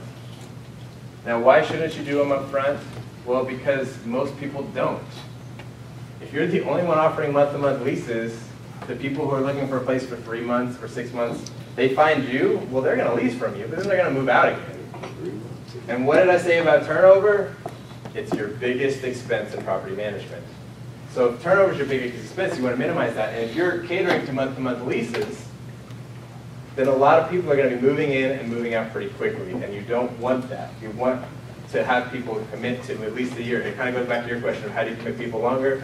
That's one way we choose to do it, is not focusing on the people who are going to be there temporarily. Now, when we're renewing leases, go ahead. Do you get a premium for a month-to-month lease? That's what I'm going over right now. Good time for your question. So once your lease runs out, what we do is we give them a notice more than 30 days beforehand, usually about 50 days beforehand, and say, hey, your lease is about to expire. Here are your options. You can move out when your lease is over if you want to, but let us know that you're doing that. You can sign a year lease at this new price, $10, $20 higher than what they're currently paying typically. Or you can sign a month-to-month lease, which is, instead of $10, it'll be $75 higher than what they're typically paying. So if someone knows, like, I want to be here for another 3 months, but I'm not going to be here a whole year, if you commit them to a year lease only, they're just going to move out at that point, because they know they can't be there long-term. They can't commit to that whole year. But you don't want to just give that to them for free. You charge a premium for it. Now they don't have to go find a new rental. It's got to be month-to-month. They don't have a temporary living situation. You get to make a premium while they're there. And some people will just do the month-to-month lease, and then they'll end up living there for like 3 or 4 years just because they want that flexibility whenever they need it. Some people hate committing to it. So that's what we do. We charge a premium for it. We make extra cash flow from it, and it protects us against the less certainty and things like that. So go ahead. Do you truly charge an extra $75 a month for month to month? Is that your standard amount? That's standard. Once a lease is up, we say $75 more if you want to go month to month. And I'll say, okay, your lease is going to go up by $30 or something like that. But what he really wants is he only wants the lease to go up $15. So he asks for $30 up front, and then they call him and say, hey, you're raising my rent by $30. What's going on here? He says, well, what can you do? And then he negotiates down to half of it. And so he gets the price he actually wanted. And then some people who can afford more, they're just going to pay the $30. So he gets more than he even wanted. So that can be a really effective strategy. We've tried it before. We had some problems with it. I'm reevaluating it. I'm going to try to implement it again once I've kind of gotten everything settled with it. So that's something I've seen a lot of people I've heard about doing. It can be an effective way. Again, it's kind of anchoring the discussion. You anchor it high, and then you let them negotiate it back down. And they feel like you're giving something to them. And so they're like, okay, you're giving me something. I'll appreciate that. Do you ever give an escape clause for like a job transfer? They've got a year lease and say they've got a job transfer that they didn't know about. I don't put that in a lease. One of the main reasons I do that is because I make the lease really biased towards us. And just, why give them extra benefit when I don't have to? You know, I want the lease to be in my favor as much as possible, so why put it in their favor? If you don't agree to this, don't sign it. If they are in a situation where, like, hey, I'm not going to sign it because there's a 2% chance I might have to transfer jobs and I don't want to be tied into this or pay the fee, add it as an addendum to the lease if you really want to. You can do something like that if you choose, but it's never really, no one's ever asked for it. And a lot of companies, I had a friend who lived in Kansas City. He got transferred up to Milwaukee. He worked for Texas Instruments. They transferred him up there. And Texas Instruments just paid all of his fees and paid his entire lease off. So that apartment community got like 6 months of free lease because they didn't have it in their closet. You could do that. So that could happen sometimes. I just don't put anything favorable unless it's a law or something like that into the lease for them. So any laws I follow, and I often put them in the lease so that I explain them to them. But I don't go out of my way to give them more. What is your buyout clause? It's actually a fee. It's not 2 months rent. It's a fee of 2 months. So it equals the same amount, but it's actually a fee that goes on it. It's not just happens to be rent. It's a fee. And a fee for a $300 rental needs to be different than a $1,000 rental. That's why we change it. And to make it simple, we just always double whatever the rent is. Another thing, late fees, we do 10% of the rent for a late fee. The reason for that, again, if it's a $300 rental, a $30 late fee makes sense. For a $1,000 rental, a $30 late fee doesn't even matter. So you want to have a $100 late fee. So your 10% of the rent is our late fees all the time. So another thing to consider with leases is pets. So what is it about pets? Well, they're really cute and cuddly. I actually really like cats myself. Most people consider them part of the family. They're not going to get rid of them. But it's a cost-benefit analysis for you. You can't just take pets and it not have it cost you anything. Some pet owners are bad pet owners, and they will destroy your properties. It happens. So there's a cost to it, but there's a benefit to it. One of the benefits is you have a larger pool of renters. And what happens when you have more demand? The price goes up. So if more people are able to rent your property, you can charge more for it. Well, what else do we do to offset the costs? Well, this is what we do. We charge an upfront deposit for pets. We actually make it non-refundable. $250 if they have pets in the property. On top of that, for every pet that they have, they're allowed to have up to 3, they have to pay $25 a month in pet rent. So that can be a lot of money over the course of the lease. It can really change the income you have coming in. We don't consider that just profit. The reason we do that is Ted over here is going to have a dog who's going to ruin the whole house, and we're not going to make our money back on that $25 a month.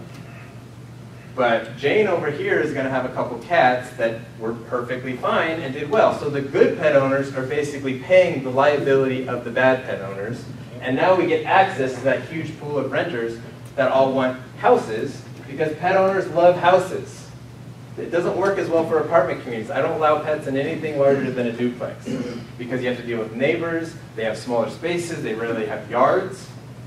So it works great for houses because pet owners want houses because they want a yard for their dog and nobody else is renting to them, and so they're going to come to you, the person who actually accepts them, and they're willing to pay a premium for that as well. So that's how we get around that issue, because it is an expense and you have to cover that expense somehow. But having access to more renters will make the base price go up, and on top of that, you're covering your expense by having extra payments from people who have the pets. What's the extra cost? For you, it's when they damage the property. No, pet. How much do you charge? Oh, $25 per pet. Per Flat fee? Per month, $25 every month per pet. So if they have 3 dogs, they pay $75 extra a month. Oh. We also don't allow vicious breeds of dogs, mainly just to protect our maintenance professionals and anybody. They are a hassle. You have to do a maintenance order, they have a pet, you kind of have to schedule it out with them because they don't want someone being there alone with the pet, things like that. They're a hassle, they're an expense, they're difficult to deal with at times. But again, you have access to a lot more people who want to rent your property, and people are willing to pay a premium for them. And so you can offset that cost with that premium, and that's how you kind of get access to all those extra people. And also, we put the $250 extra down, and that should cover some of the damages they might cause.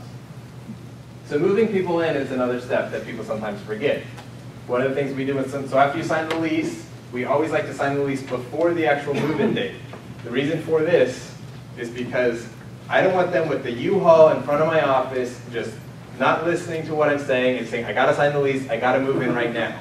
Because then if they don't agree to something in the lease, well, they're still gonna sign it and move in, and then we're gonna have problems down the road. Remember, I'm gonna emphasize and make sure that they're okay with these rules. If they're not okay with these rules, now they have time to go find something else and deal with someone else and be someone else's problem, not my problem. Because if they're not going to follow the rules, I don't want them. So moving them in, sign the lease beforehand. Another thing I do is I go to the property. What do I do at the property? I put in a little move-in gift. Yeah, and that's customer service. I say, hey, I care about you. I'm going to give you something you need. What do I put in the move-in gift? Plunger, light bulbs, cleaning supplies. I want them to take care of the property. I want them to know if your toilet's backing up, plunge it. I don't want you to not have a plunger. Call my maintenance professional to come out there and have to plunge your toilet for you because you forgot to get a plunger. If a light bulb happened to go out, I don't want you to be frustrated by that. Here's some for you. Here's some 409 and some paper towels. If it's dirty, clean the property, keep it nice. It's a little kind of reminder like, hey, I'm entrusting you with this, but I'm going to be responsible on my end, and I care about you as a company. We care about you. Another thing to do is do one last walk through the property. Remember that systems checklist I did a long time ago? Well, you had a lot of things on there, and you had to make sure all those things got done. Now, you should have someone who's good enough to get them done, but you want to go there and make sure it all was done. Everything's done. The cleaner was good. They didn't miss the freezer. They didn't, not clean the oven. You want to make sure all this stuff was taken care of. If it wasn't, you want to tell them before when they get the keys from you, that's when you can tell them, hey, I looked at the property the other day. Usually you want this to be a day or two before they actually move in. I looked at the property. I noticed that, hey, the faucet wasn't working correctly, so we're going to get that fixed. If you tell them up front and you admit the problem, it's never going to be an issue for them. They're going to be, okay, I understand. You're looking out for me. You're being proactive about it. If they have to go and then find all these problems, they're going to be like, they're just trying to, get me in here, and they don't really care. They're not being proactive. If you're proactive, it'll totally help so many problems that happen. And so you got to go and check all of those things, make sure they're all done. Also, who knows, something might have happened by the last time someone was there, and you want to catch that before they move in. You want to be the one to catch it, not them. You ever just do a walkthrough with them? We don't typically do that, basically because it's tough to work around their schedules a lot of the time. So it's a big hassle to do that. We've just never done it. But it can be something a lot of people do that way. How do you handle it if, like say the carpet's dirty or the vinyl's got a rip in it or you know, there's existing issues that really aren't going to get fixed before they move in. I mean, how do you document, or how does your? Well, we let them know, we have in our lease that it says, you are renting this property and as this condition. You've seen the property, you agree to the condition of the property, or you have not seen the property and you still agree to the condition of the property, and you're okay with that. And so we're not going to fix the little things that are messed up along the way. If you don't like the paint color, we're not changing it because we're renting it as is. If this cabinet's a little weird, we're not changing it out because it is how it is, because you rented it that way. Now, if the refrigerator breaks on you or doesn't turn on when you move in, yeah, we're going to do maintenance issues like we need to. We're not going to let you freeze because you moved into a property with no furnace and say, sorry, it's as is, you don't have a furnace, sucks for you. We don't do that. But anything cosmetic, anything minor, if that's the way it was when they moved in, we're not obligated to fix it, and we made them aware of that up front. But we also want to sell a quality product, so we try to not have little things that are wrong with the property. There's also a couple other things you need to do when you're moving them in. Some last items, check the keys to make sure the keys you're going to give them are the right ones. It's a terrible feeling to have someone come, pick up the keys, go to the property, you're in your office, you feel good because you just got this all done. 20 minutes later you get a call, hey, I'm here with the moving van and I can't get into the property because my keys don't work. It's a terrible feeling to have. You got to go drive down there, hope you have the right keys now, and then try to get them in there. And then if that doesn't work, you got to just change out all the locks. You got to just get the right keys, make sure you have that. Also, if your for rent signs in the yard, take that out of the yard. Now, it's a good time to do those little things that are going on. So basically what I'll say is messy move-ins are more difficult than one last trip to the property. Always do that one last trip to get everything figured out. Do you picture or document everything? Yes. Part of what we do with our marketing is basically every time someone moves out of a property, we take pictures of it, and every time we're starting to advertise it again, we take pictures of it again too. So we always have as current of pictures as possible. Often I'll do, if I didn't get it during the marketing stages, I do it during the last walkthrough to get last pictures so I see where everything's at. But if I haven't rented it for a while, if it's vacant for a while, I have time to go down there and get brand new pictures of it too, so I have better, more accurate, more current pictures of the property. You allow your tenant like a 7-day, after they've moved in, and they noticed, hey, this thing's broken, not functioning properly? We do have a checklist to give the condition of the property. That takes 7 days. But basically, anything that's broken, we're going to fix. Anything that's not broken, that we weren't going to fix in the first place, we're not going to do, is kind of how I see it. Yeah, I mean, it's just if it's not broken, we're not going to fix it. If it's something that's supposed to be there. If it is broken, we're just going to fix it. Now, the one thing I say is with like pests, I talked about this a little bit before, they basically have 30 days to let us know, hey, there's roaches in this house that you guys didn't know about it. Okay, we're going to get that taken care of. But if it's 6 months down the line, well, you know, that wasn't from the previous person who lived here. So we don't really have any sort of thing quite like that. The next thing is collecting rent. So you're done at this point. You moved them in, and you know, you have your little house. It's a nice little business. You're managing it well, and it just spits out money for you, right? It just every month you just get a bunch of money. No, it's not quite like that.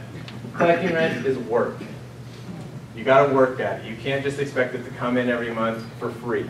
You got to spend some time and effort. What do you got to do? You got to have a process. You got to follow it. What is our process? Well, there's a couple other steps, but I'm going to go over the major ones. Our process, first one, rent is due on the 1st. That's part of our process.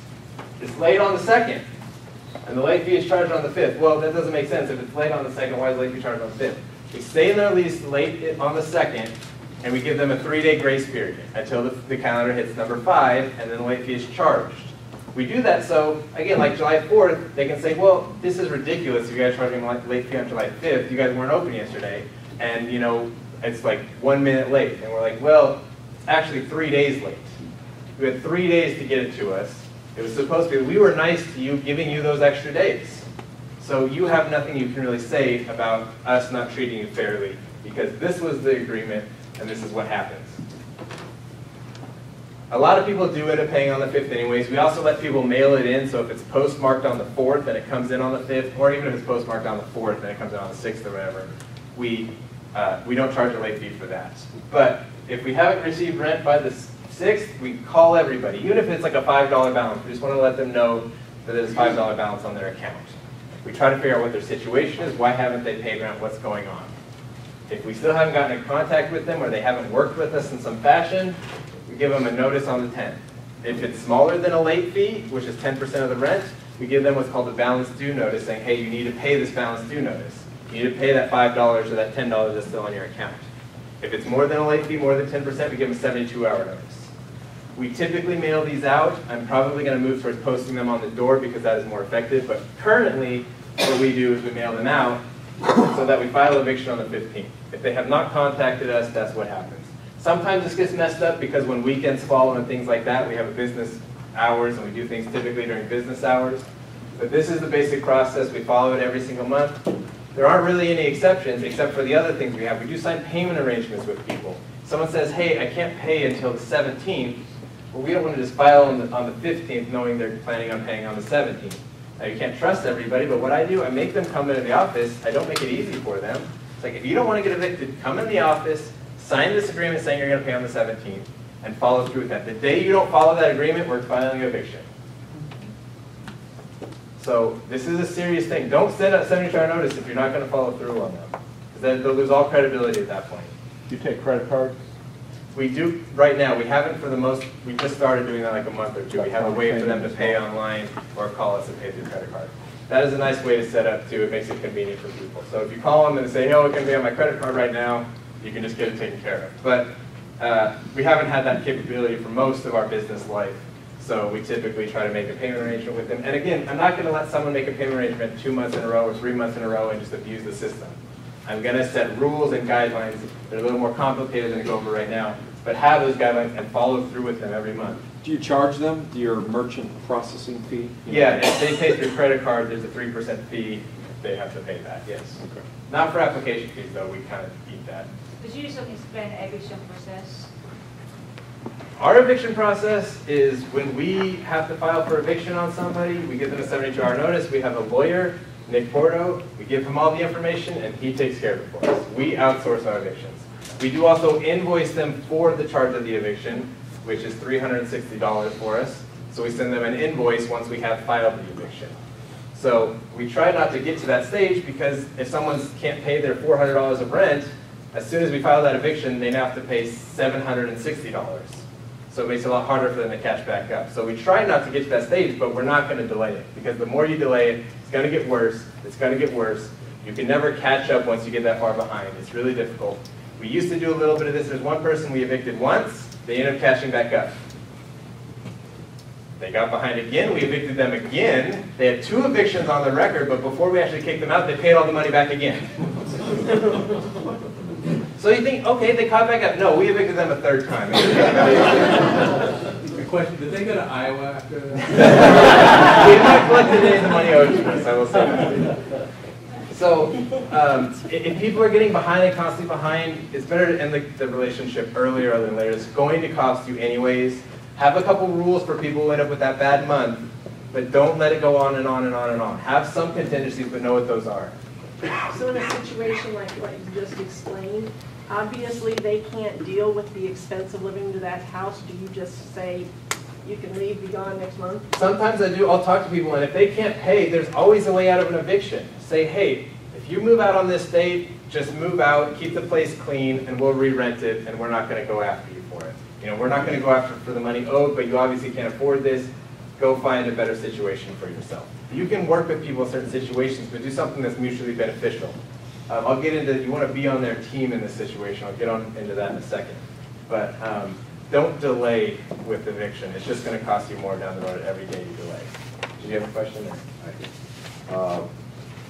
Kansas City is set up where if you evict before the 10th, you can get it on the books for the next month. So we have ours set up where the 1st, 2nd, and 3rd is free.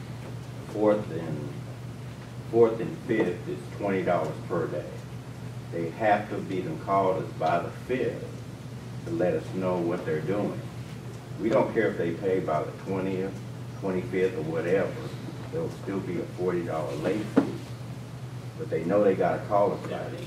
But if they don't call us, we be already filed, and we'll be on the books for that following month. So you don't get those 2 and 3 months backlog take them to court. I didn't know about that, so that's a good piece of advice. Apparently, if you can get on early in the month, you can get the eviction a lot sooner. I didn't know that. So another thing is you have a process, you got to stick to it.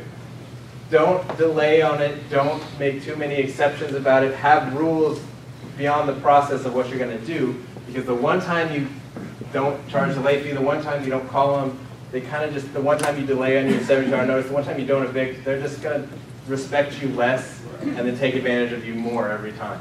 So stick to the process you have. Follow through with it. If it's someone who you think is really going to pay and they keep convincing you, well, if they haven't followed through, they're not going to, even if you believe them. Have consequences. Charge a late fee. Make sure you charge a late fee. For a little while, we didn't have late fees going on.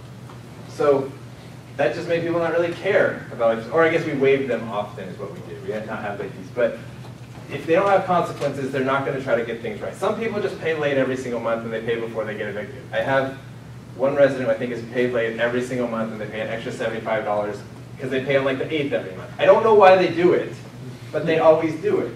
So they never do get to evict, but I call them every single month. Every month I feel like I know these people really well. They're my best friends. I call them more than my best friends because they're always late. But I stick to the process, and if they don't make it by that 15th date and they haven't done anything, they will get evicted. So you will have problem residents. This lady doesn't really look very happy. I've dealt with a lot of people like that. How do you deal with these people? Well, the first thing is remember 80-20, or in this situation I think it was more than 90-10. 90% of the problems and difficulties you're going to have with residents is from 10% or 80% to 20% of the people that are actually renting from you. So keep that in perspective. You're going to get tired, you're going to get frustrated dealing with it, but most of the people who are going to rent from you are good people trying to do right by you, not trying to cause you a headache.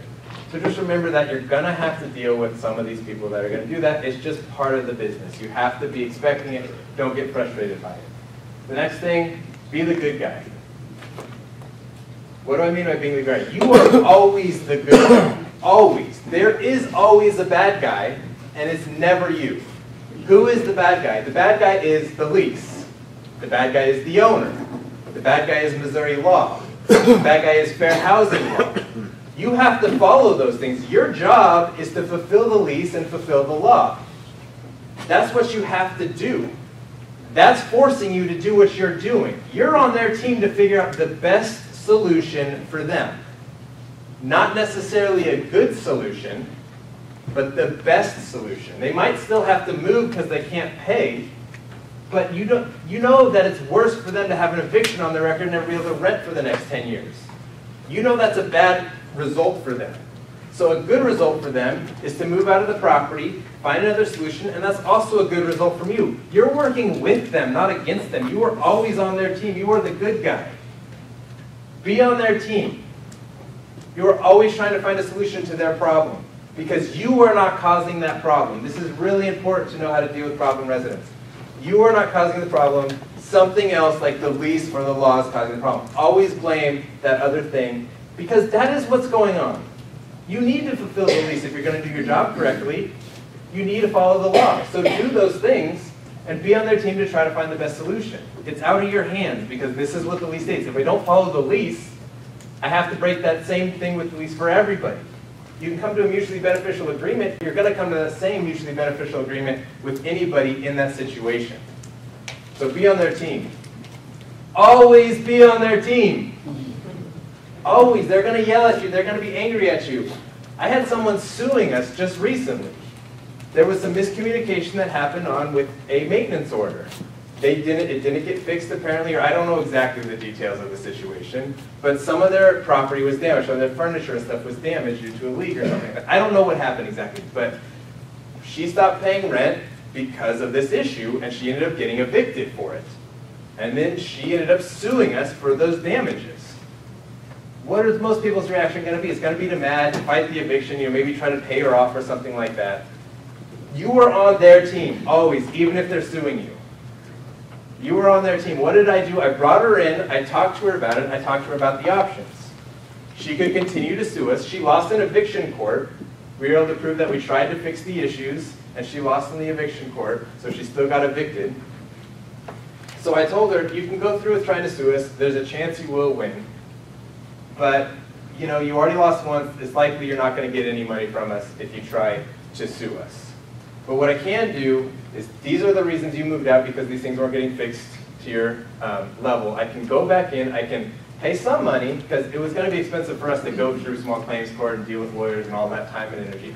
We wanted to just get past that. So I said, we're going to go back, open up the judgment, we'll get rid of the judgment we have against you. We'll do a satisfaction of the eviction, so that's not on your background report anymore. You don't have a place to live right now. I can help you with that by getting this stuff off your background report.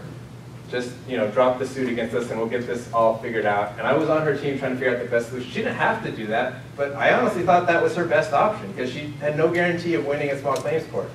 So because of that, she kind of agreed with me that was probably her best option. And by the end of the conversation, I only talked to this lady for 30 minutes after she wanted to sue us. By the end of it, she was asking us what we had available to rent. This was someone who was just suing me, and now she wants to rent from me again. That's the power of being on their team. She got evicted because she didn't follow the rules, and that's just what happens. But if you're on their team, you can get them to work with you and be amenable to what you're trying to accomplish. Did you rent to her?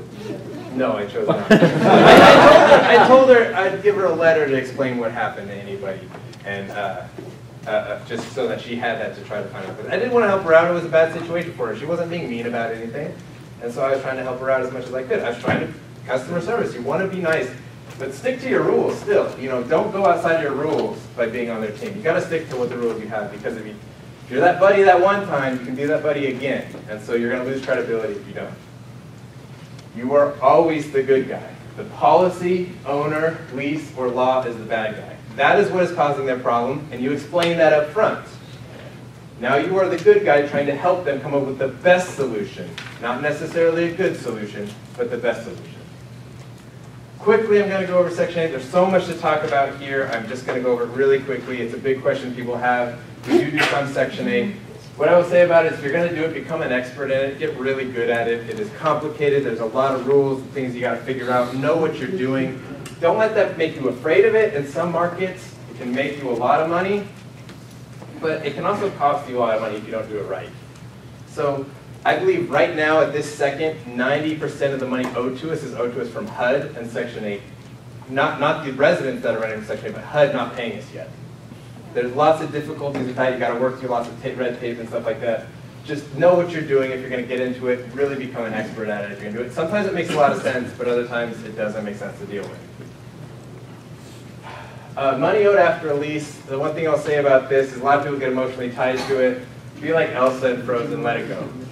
Let it go. I'm not gonna say that. That doesn't mean just don't try to get any of the money, but emotionally detach from it. It's gonna eat you alive if that person who took $10,000 from you really focuses. I don't think I have more time for questions. Can you ask that at the end? Or? Yeah. Okay, thank you. So just don't emotionally get involved into it. Just be okay that, you know, that's money that's in the past now. There are some things you can do to try to collect that money, but really a lot of times it ends up being good money after bad, and good time and energy after bad. Because you're spending all this emotional energy, you're trying to get, you know, judgments on people that you have to go, you have to try to skip trace people. There are things you should set up to try to get that money, but oftentimes it's more difficult than it's worth, and what you should be doing is focusing on the future. Get the money that's going to be owed to you. Make sure the situation doesn't happen again. Once it's gone, it's so hard to get that money on the back end, it's usually not really worth going after it. So try not to. Try to focus on the future money. Have a couple of situations, you know, once we evict them, we have their information, we send it off to our lawyer, they try to garnish. We've had a garnishment that paid us about $4,000 or $5,000 once. Our lawyer said it was a 1 in 100 garnishment, but you can get that money, but don't spend all your energy on that. Focus on doing it right up front. That's where your energy should go. And your ability to collect old debts really relies upon how well you screen your prospects. Like I said before, that's the most important thing I can tell you. If you're going to be able to get money from someone after the fact, it's because they had a good, stable job when you rented to them in the first place. If they move off to Iowa and you can't find them, you're never going to get that money. So, accounting and record keeping. So how do most people do their accounting and record keeping? Well, it's important, I know it, but this is what they end up doing. They're just going to do it tomorrow. Well, don't do that. Do not do that. Be like Nike. Just do it. Just do the accounting. Always do your accounting up front as it happens, and your record keeping. You're not gonna, this is what typically happens to someone who's doing property management. So, okay, you get some rent and that's great. Okay, then a phone call comes in, you gotta remember what they're talking about. Oh, you get a notice coming in, oh, someone else paid a late fee, and oh, the email's coming in. You got a maintenance order, you gotta remember to take that. Okay, someone's coming to the office, you gotta talk to them, a bill comes in that you gotta pay. Okay, you gotta pick this other person, another person's giving you a note, and you gotta rent this other. You don't even know what's on the bottom of that pile anymore. This is what ends up happening.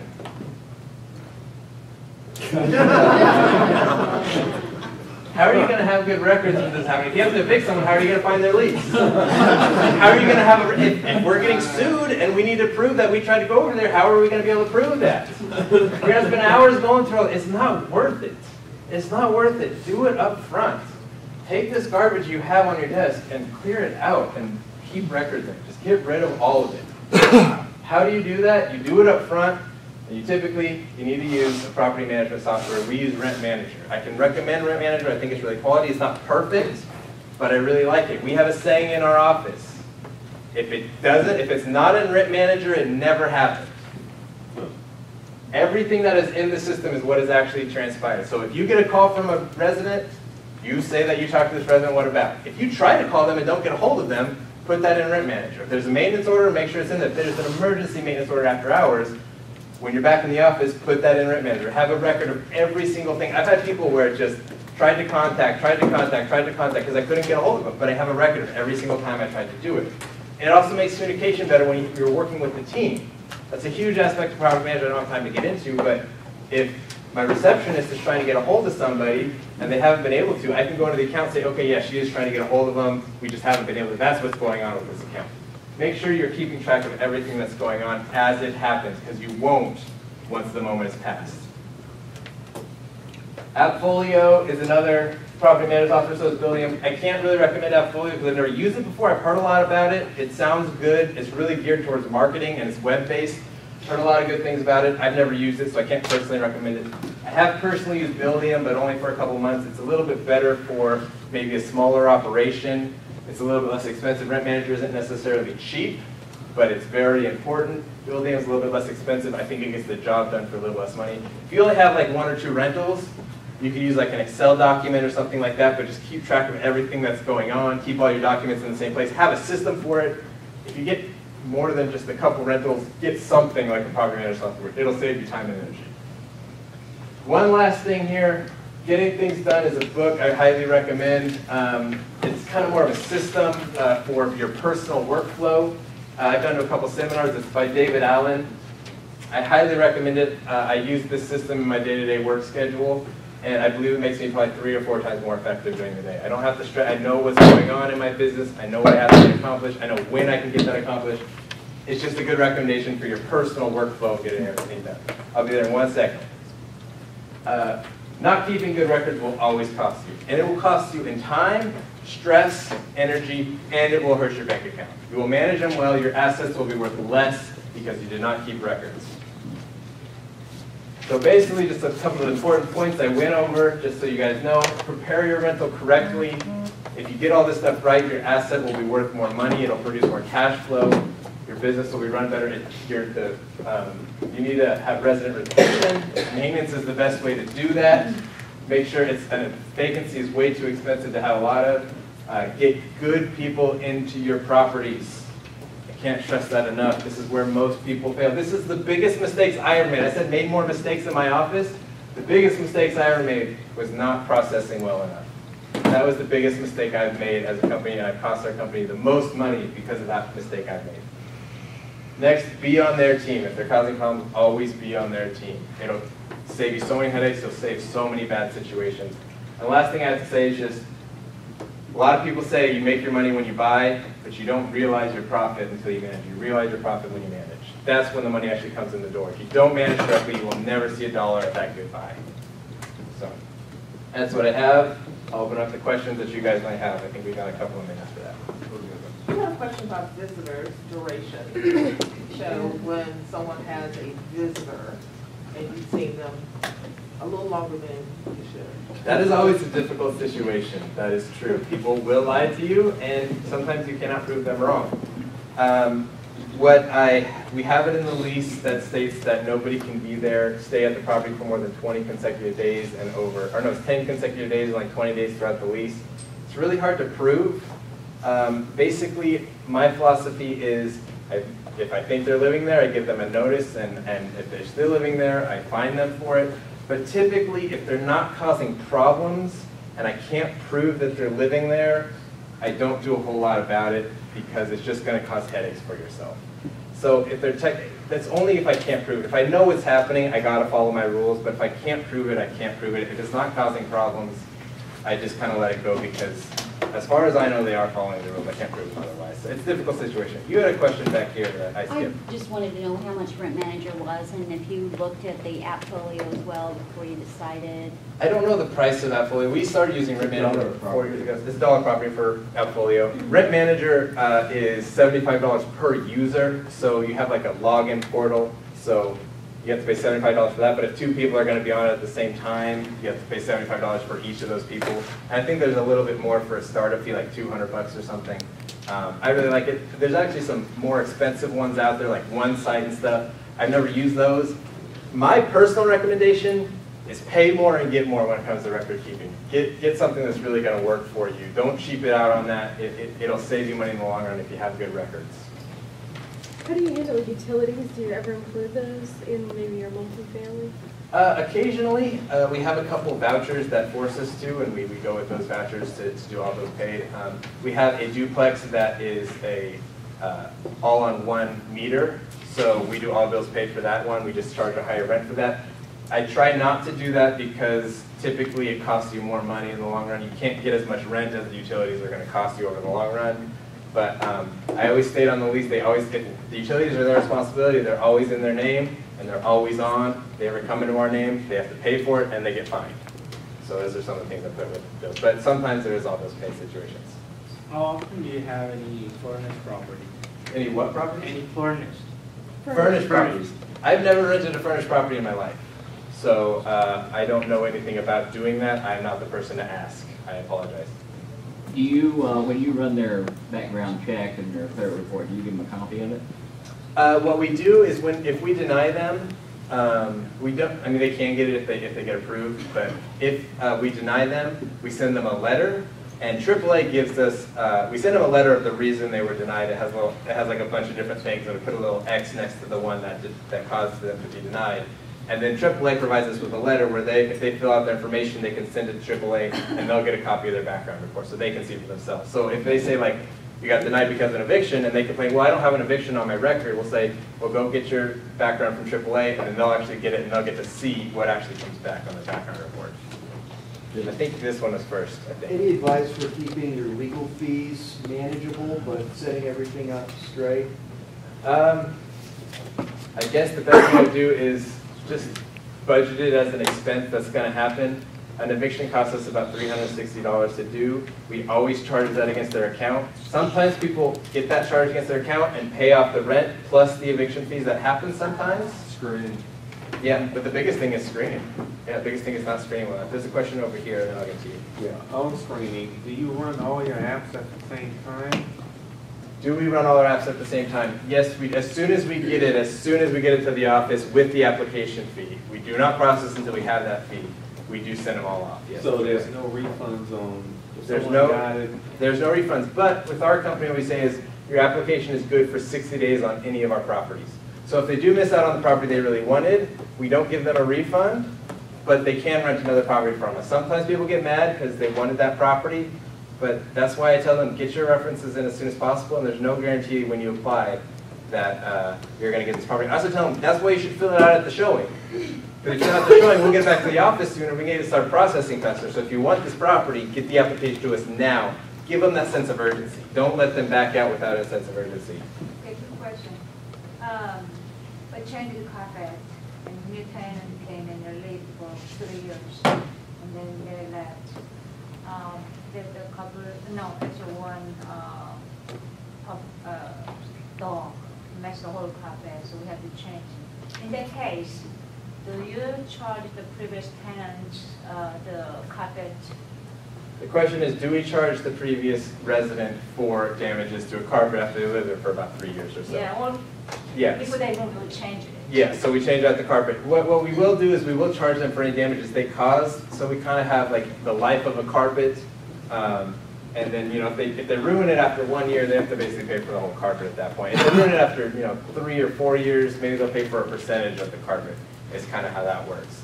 So you kind of go, what is typical wear and tear? How long is this product going to last? And then you charge them what the real expense was. That's a tricky situation to get involved in, but you can make it work effectively. You have one more. You said the eviction, the cost is you can send the bill to the tenant. Is that right? Yep. Is that correct? We charge it against their account. So we have their balance in Rent Manager of $450 they haven't paid plus the late fee. And then once they get evicted, we have to pay our lawyer that's actually $320. We charge them $360 because the writ cost us $40. And we just do one invoice instead of two. So now they have to pay us the $450 plus the $360 to actually make the account good. And once we start the eviction, we do not stop the eviction until the entire amount is paid. I don't care if they say, well, I can get it the week after court. No, once you get to that stage, there is no more negotiating unless it's about you leaving the property. So that's the only time we negotiate once we have gone to court, or once we've started that process. They have to get off. If they do pay, they almost always have to stay. It's a pay-to-stay law. If they pay the balance, they can stay at that point. So actually, just a couple weeks ago, someone was rushing into the office at 4:45 the day before court to give us their $790 cashier's check. I wasn't going to accept the check, but a cashier's check to prevent their eviction that was going to happen the next day. I wasn't going to delay the court. I wasn't going to do anything until they got that money in. So. In that case, then, if I have a property manager, do I need to tell the property manager to evict, or do I need to go to the tenant? Who doesn't? The property manager should be doing that for you. If they are not doing a good job with that, they are probably the wrong property manager and should get somebody there. Have you had experience, I don't see this a lot here in Kansas City, or even hear people talk about it, but have you used rental insurance? So if the tenant's a marginal tenant, and you may or may not let them in, but if they would pay an extra fee to an insurance company that would pay their rent for 3 months if you had to evict them. Have you tried any of that? I've never even really heard about that, to be honest. So no, I have not tried that. Deb seems to know as well. Yeah, I had someone tell me about that, and I was asking this other landlord, well, how does that work? And he said, good luck in getting anyone to pass the application of the insurance company. And he said if they pass their application, they're not the ones that are going to ruin your property. Because I know AAA Screening has a company they recommend, but I've yet to find anybody that's actually used it, so I want to, I was see if you had any feedback on that. Yeah, no, I've never heard about that before. I've never tried anything like that. We do recommend, some people say you have to have renter's insurance, which is like homeowner's insurance, and it protects their possessions inside the property in case of theft, so they don't get mad at us. We always recommend they have it and make sure they know if the house burned down or if they get stolen from, that's not our responsibility. You were supposed to have resident insurance. If you don't have that, that's your responsibility. Don't come crying to me when that happens. So, I've never heard about the other one. Given a lot of this, I mean, I'm pretty new to, I only have one property, but like, given a lot of this. First of all, can I say congratulations on getting first? That's the hardest I mean, I don't really see a lot of these issues. Like, I mean, couldn't it be easier to just use a property management company and they do all that for you? Sometimes it is, but like I said, there are risks. And again, the better it is managed, the more it is worth. We manage ourselves because we feel like we care about it more. We're going to do a better job. We won't necessarily do a better job than every property manager, but the value of our assets is dependent on how well it is managed. You're going to care about it more. You can become better than other people, so we choose to do it ourselves. Now, sometimes it doesn't make sense to do it yourself. There's a lot of reasons why it doesn't make sense. But also, like I talked about in the beginning, there's a lot of risk with having a property manager. Fraud can happen. They can do a really bad job with it. So if you're going to get a property manager, you need to know this stuff so you know if they're doing a good job or not. It's really important to be able to manage, even if you have a property management company doing it for you. How much time we got?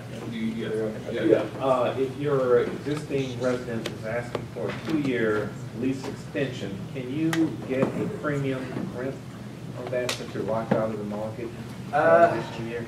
Typically, people think of it the other way, residents. They will think if they're going to sign a 2-year, they should be getting a discount. That's typically how people think about it, on their aspect of it. Maybe not everybody. You can ask for it. You can ask for anything. But typically, people will not sign a 2-year lease unless they get kind of less payment for it. That's kind of how they think of it.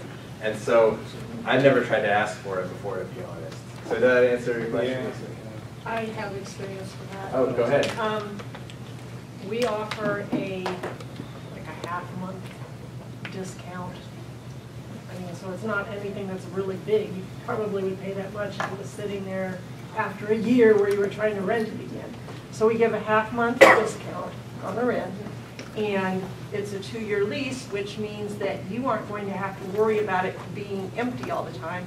And they seem to like that because they know that their rent isn't going to go up in a year. Yeah, So they consider it a win. On the rental leases, is it more normal, because I've not rented much, to have like a year lease and then after that it automatically go to another year, or is it normal to go from a year and then go month to month at the end of that point? What I've normally seen, and I may be mistaken, but what I've normally seen is your leases transfer to month-to-month leases. That's what I normally see. Mainly because it is kind of weird for someone to accidentally get locked into a year. Remember, if they give me a notice on the 2nd of the month when their lease is going to expire in 29 days, legally they're locked in for a whole nother year whether they want to be or not. So I don't really like that situation ever occurring. That's one of the reasons we do month-to-month. That's what I typically see, is it rolling over to month-to-month. I've seen the other way around, and you end up just getting people who don't want to live there, or you're kind of having to break the rules anyways. I just feels like it causes problems of tension that I don't really want. So. Somebody stops paying the rent, how long does it take to evict them? That is a good question, mainly because it depends on how quickly you file, how quickly the servicer can get out there, and how quickly you get a court date. And then once you actually have gotten the judgment against them, how quickly you get the sheriff out there. These all vary depending on just when you do it, how good of a lawyer or how well you're doing it yourself, how good of a servicing company they're using. I've heard people being able to get it done in about a month or a month and a half in Kansas City, and I've had evictions that took 4 months to go through. You know, they tried to serve them and they couldn't, something happened, and then they never went out there, and then it got served. It can turn into kind of a nightmare situation where they're just there, they're not leaving, they're not getting evicted, but you can do things to do it. We outsource most of our eviction stuff. We feel like our lawyer does a pretty good job with it, and so I kind of give it to him, and then all I have to deal with, are they paying or are they not paying, or can I get them to move? That's what I do with. And are those legal fees you're paying the lawyer, does that cover the sheriff? Yeah, so our fees we pay to our lawyer, first we pay $320 for the court fees and everything that the lawyer does, and then there's a $40 writ that we have to pay to get the sheriff out there afterwards. We just put it all in one invoice of $360 and send it to the resident. Have you run into seasonal issues around month-to-month leasing? For example, Christmas time, nobody wants to move, it's cold in Kansas City, that kind of thing? I haven't experienced a large amount of that. I've actually just been kind of thinking about this whole idea a lot recently, just because we went through winter and stuff like that. I noticed my leasing didn't really go down in winter. The whole kind of expectation is that people don't move in winter, so you shouldn't have vacancies in winter. I didn't have that problem this last winter, so I'm kind of rethinking this. And a lot of people didn't want their lease to end in winter because if it did, they weren't going to move. So I don't really know what to think about it anymore. Things have kind of turned around on me a little bit, but you know, it's harder when things are vacant in the winter because you have to make sure the pipes aren't going to freeze over. You want your property taken care of in the winter. So it's worse to have vacancies in the winter. But also, you know, people might feel locked in if they have a year lease and they don't want to pay the extra money. They might decide to stay again because they don't want to move that winter. So I say try to have your leases in the spring through the fall. It's just kind of better for you. But you know, think a little more critically about that, about what's actually transpiring. Keep records, see what has happened, what's actually transpired. How many move-outs do you have in winter compared to summer? How many move-ins do you have? Keep records of that kind of stuff and figure out what's best for you. One more question. Okay, one last question. What's your vacancy rate? Is there a way to find a vacancy rate for an area if you're shopping an area?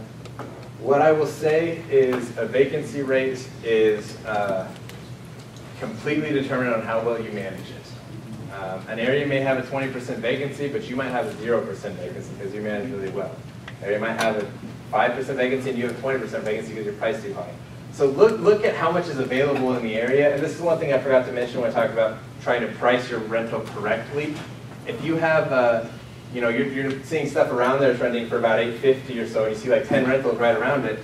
You can't price yours at $850 and expect it to rent. There's high vacancy at that price. So you gotta have to undercut the market at that point to actually get your property rented. So lower end areas of higher vacancy, typically higher end areas, Lease, some have almost no vacancy because stuff gets rented so fast. Raytown, it takes a while. You just kind of have to learn from experience. There's no real hard numbers, and it's all dependent on how quickly you can find that one perfect resident and how well you are at managing and keeping people there. So that's my question. You can find some numbers like on citydata.com and CLR search for like zip codes or areas. I'm not 100% sure how reliable it is, but they do have vacancy rates. So thank you very much for listening to me talk about property management.